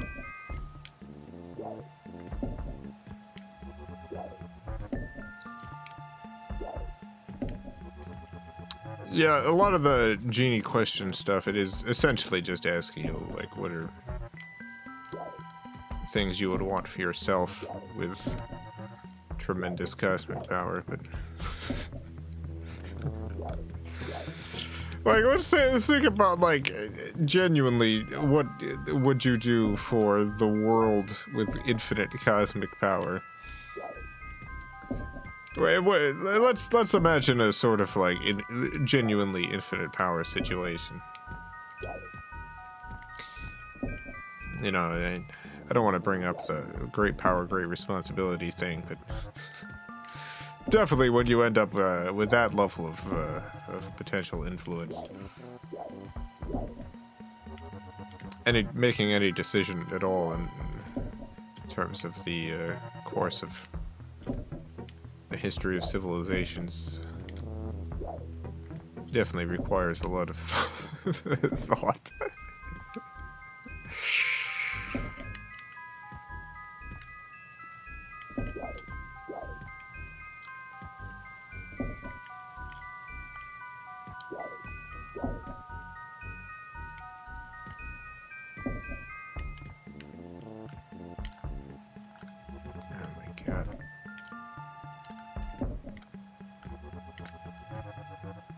Kind of touched on it a bit in Shadowstone Park with the aliens.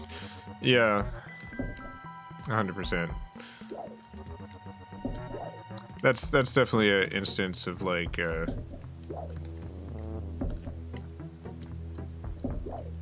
genuinely good intentions gone wrong.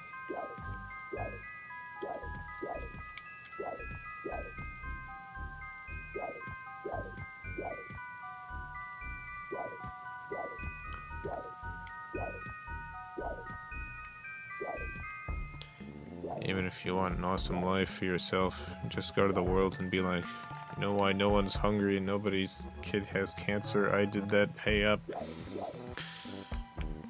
I think you're gonna get assassinated very quickly in this situation. I think in any situation in which you cause any large change to the world, at some point you're getting assassinated. If people know. It doesn't really matter how good, what a good job you did. At some point you're getting assassinated. You're just getting killed. Someone's gonna have a problem with it.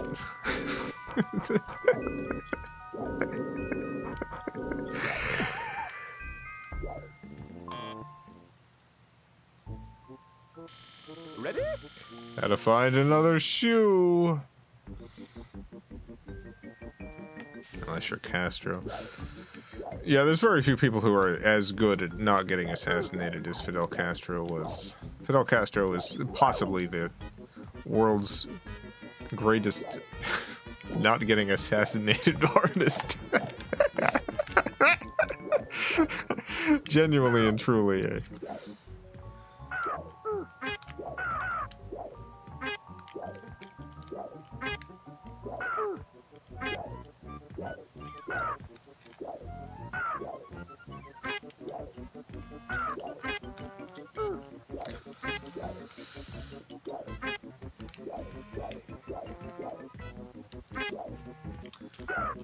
See, I feel like, rather than wishing for some sort of large, immediate world change, which I would be tempted to do, I would just be really worried about things going wrong in unexpected ways. Like, without having, like, infinite foresight or whatever. Any change you make can have wildly unintended effects. But what if you gave yourself essentially the power of the gods? If that was your wish, then you tweak it as you go along. And the real risk there is, you know, you yourself turning into an unstoppable monster. But, you know, you gotta take some risks.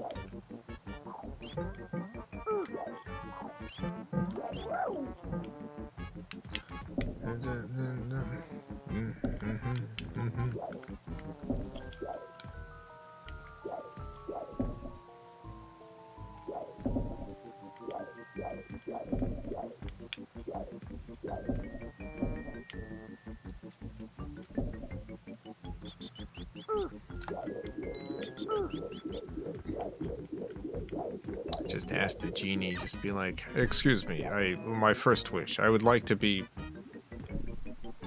Artemis, goddess of the hunt. You just show up at Earth. Hey, I'm here from the moon, I guess. Different in... The lore is actually different. Because of the genie situation, but I'm here now, and everyone's like, oh my god, the Greek gods are real? No, it's just Artemis. And that's me. Also, I don't hunt animals, I hunt people. Get ready. Sorry, oil executives. I'm firing my arrow. Right at you. Here it comes. Anyway, yeah, people should just stop being oil executives, because I'm Artemis, goddess of the hunt, and I'm hunting you. Get ready. You got a week. I'll give you 1 week.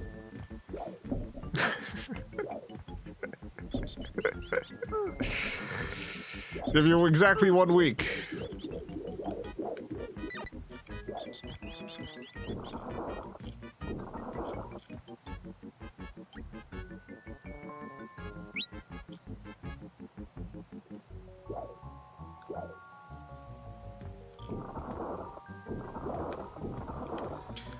I think the unexpected consequence of all this might be the United States attempting to blow up the moon, but how did I get up so easily this time? The heck?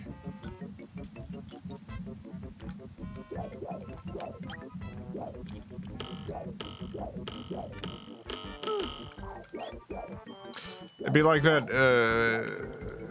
Time Machine remake from the 2000s. Remember how they blew up the moon in that one?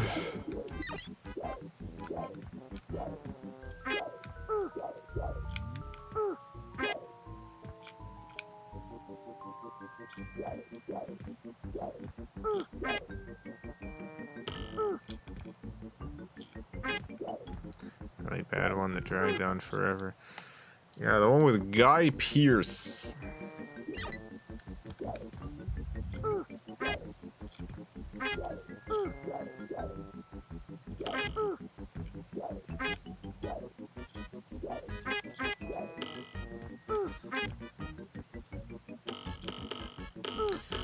It sucks that there's never been a good...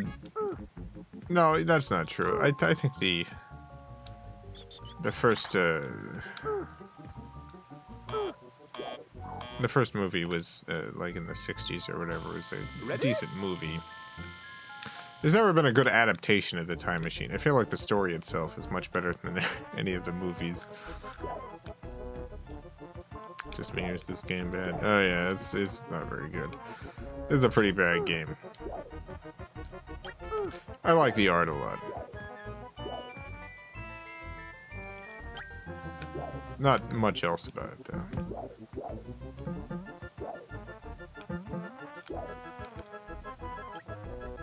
Nine out of 10. Oh. No, I think I still gave it a 10 out of 10. 10 out of 10. I wouldn't change a thing. I guess I'm done for the night. Special thanks to the FilmCow Patreon supporters. Greatly appreciate the support. Orlando Jones was good in the Time Machine. Yeah, I mean, I think all the actors did a decent job in the Time Machine. The actors were fine. It was a bad script.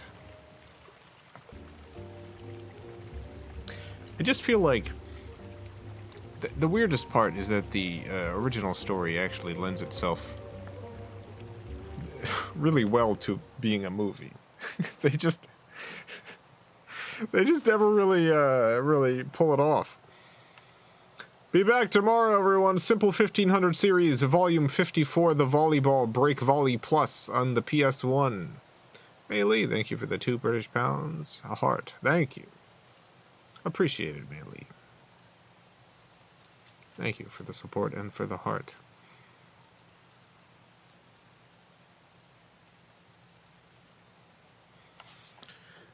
there's a scene in the book where like the time travel guy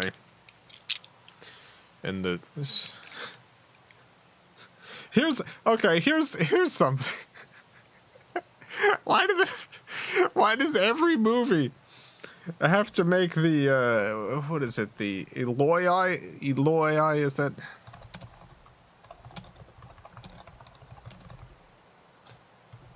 Yeah, the Eloi. Why does all the movies gotta make the Eloi just they just make them all sexy? It doesn't. Both the movies, they're like the Eloi are sexy. It's just beautiful, sexy people.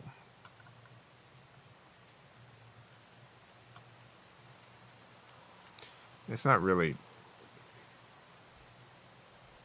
how they are in the book. They're tiny. They're tiny, white, extremely, extremely. What do you call it? Simple child people.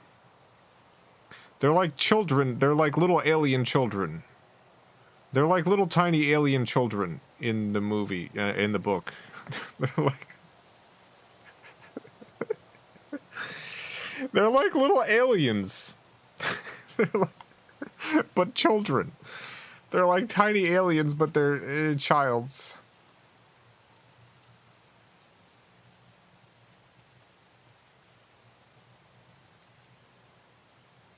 And in the movies, they're always like the Eloi. They're just. Well, in the first movie, they're perfect Aryan, perfect Aryan beauties, and in the new movie, it's like they're multicultural beauties. They need to make them tiny aliens, children, little alien kids, little babies.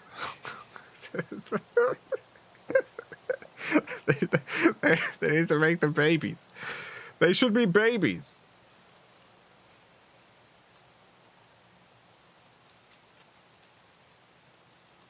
They're not going to make them babies. They're never going to make them babies. They should, though. There's a point in the book where the time machine guy is like trying to escape the Morlocks with his essentially like Eloi child that he's protecting. This child that's become attached to him like a baby bird or something.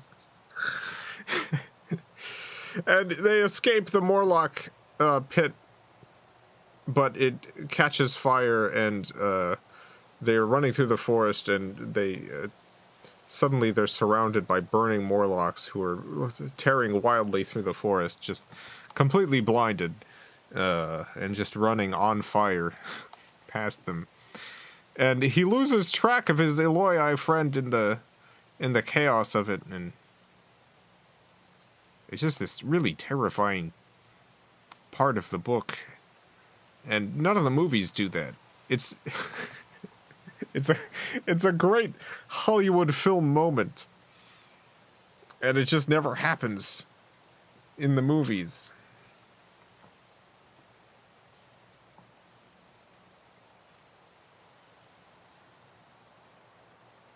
Nonsense. They need to make The Time Machine movie. I'm gonna make it. You know what?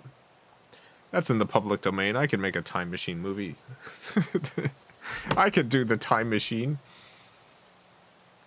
There was that not independent. There was that, like, The Asylum Time Machine film or whatever that they added dinosaurs and stuff. I could do one. FilmCow's The Time Machine. Morlocks in the book are way creepier from what I can tell, too. Yeah. A lot of the political stuff in the books is unsurprisingly modified the first movie does a decent job of like updating it for something that the filmmakers were like cared about at the time, which was, you know, nuclear Armageddon. But the original Time Machine is about class warfare. it's, it's about class warfare. It's a book about class warfare.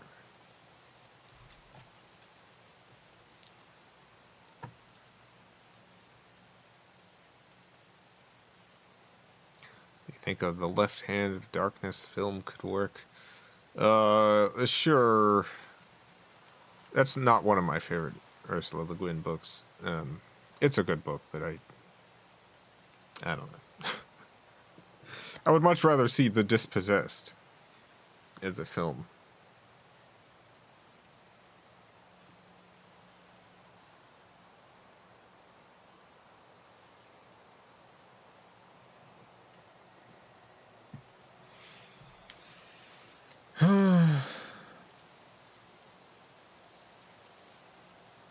The fact that they made a genuinely faithful adaptation of The Lathe of Heaven as a TV film there's possibly the least filmable Ursula Le Guin book, The Lathe of Heaven. The book what is the very hardest, possibly one of the hardest books ever written to turn into a film, The Lathe of Heaven. They made it into a TV movie. It's extremely faithful to the book.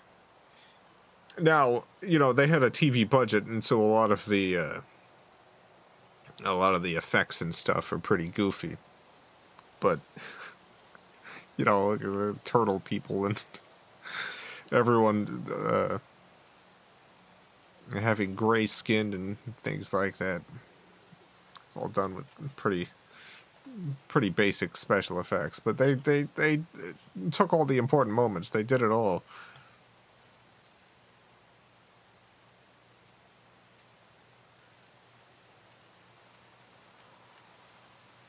What do you think of Naked Lunch as an adaptation?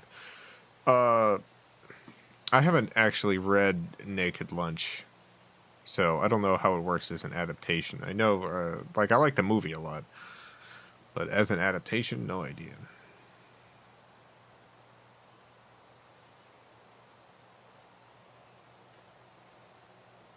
No clue.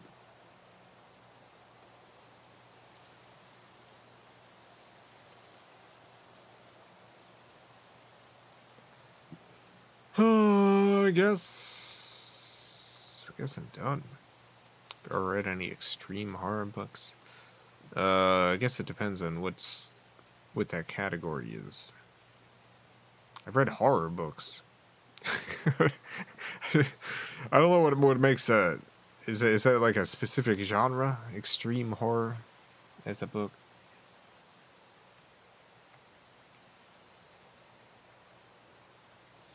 I've read a good number of horror books that have some messed up stuff in it, but is it extreme horror? I don't know.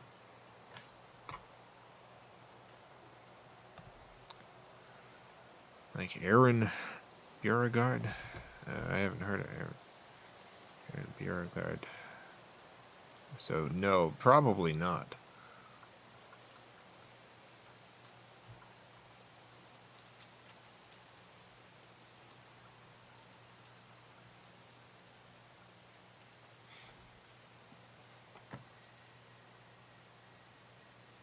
Surprised we haven't recently gotten a 1984 film that entirely misses the point. Yeah, let's get a 1984 film. The main character is, of course, played by Chris Pratt. let's get a Chris Pratt fronted 1984.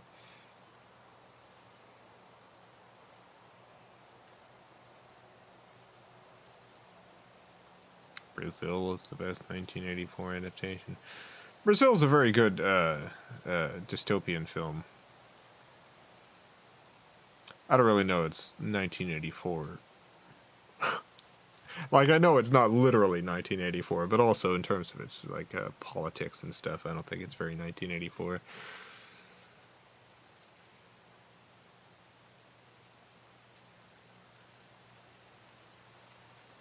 A good movie, though. Excellent, excellent film.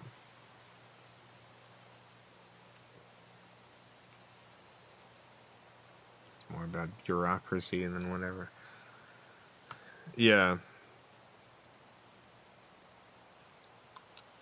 Dark City. I love Dark City. Very good film. Very good movie, Dark City. Definitely watch the director's cut, not the studio version that spoils it right at the beginning.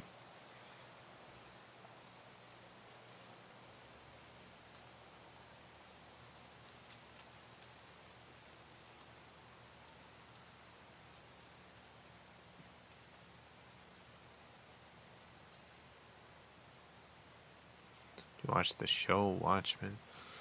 No, I heard both good and bad things about the show. I probably will watch it at some point.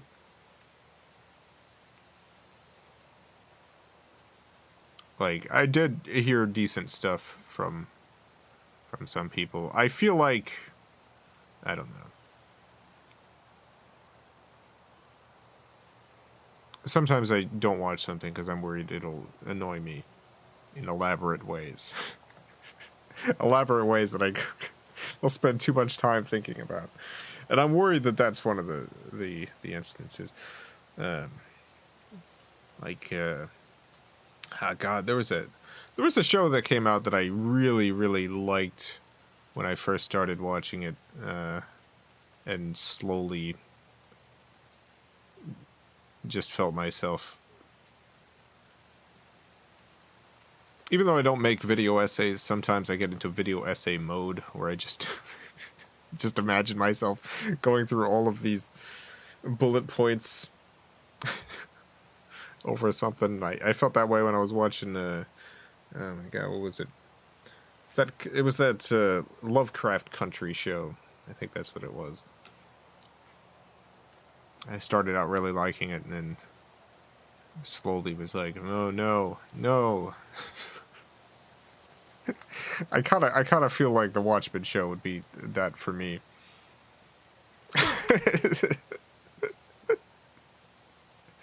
I had to stop watching. I was getting too riled up.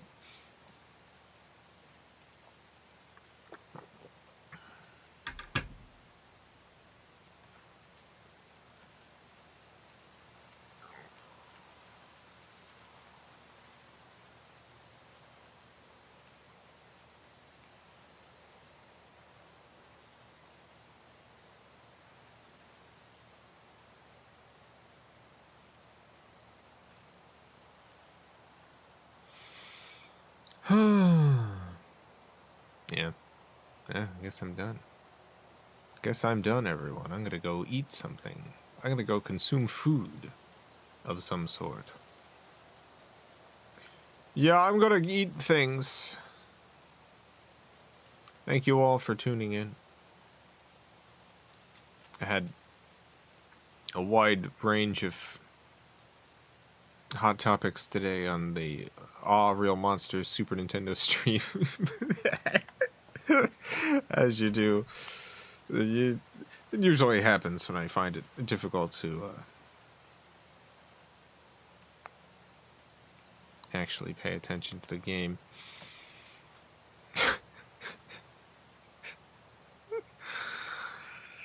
Have a great night, everyone.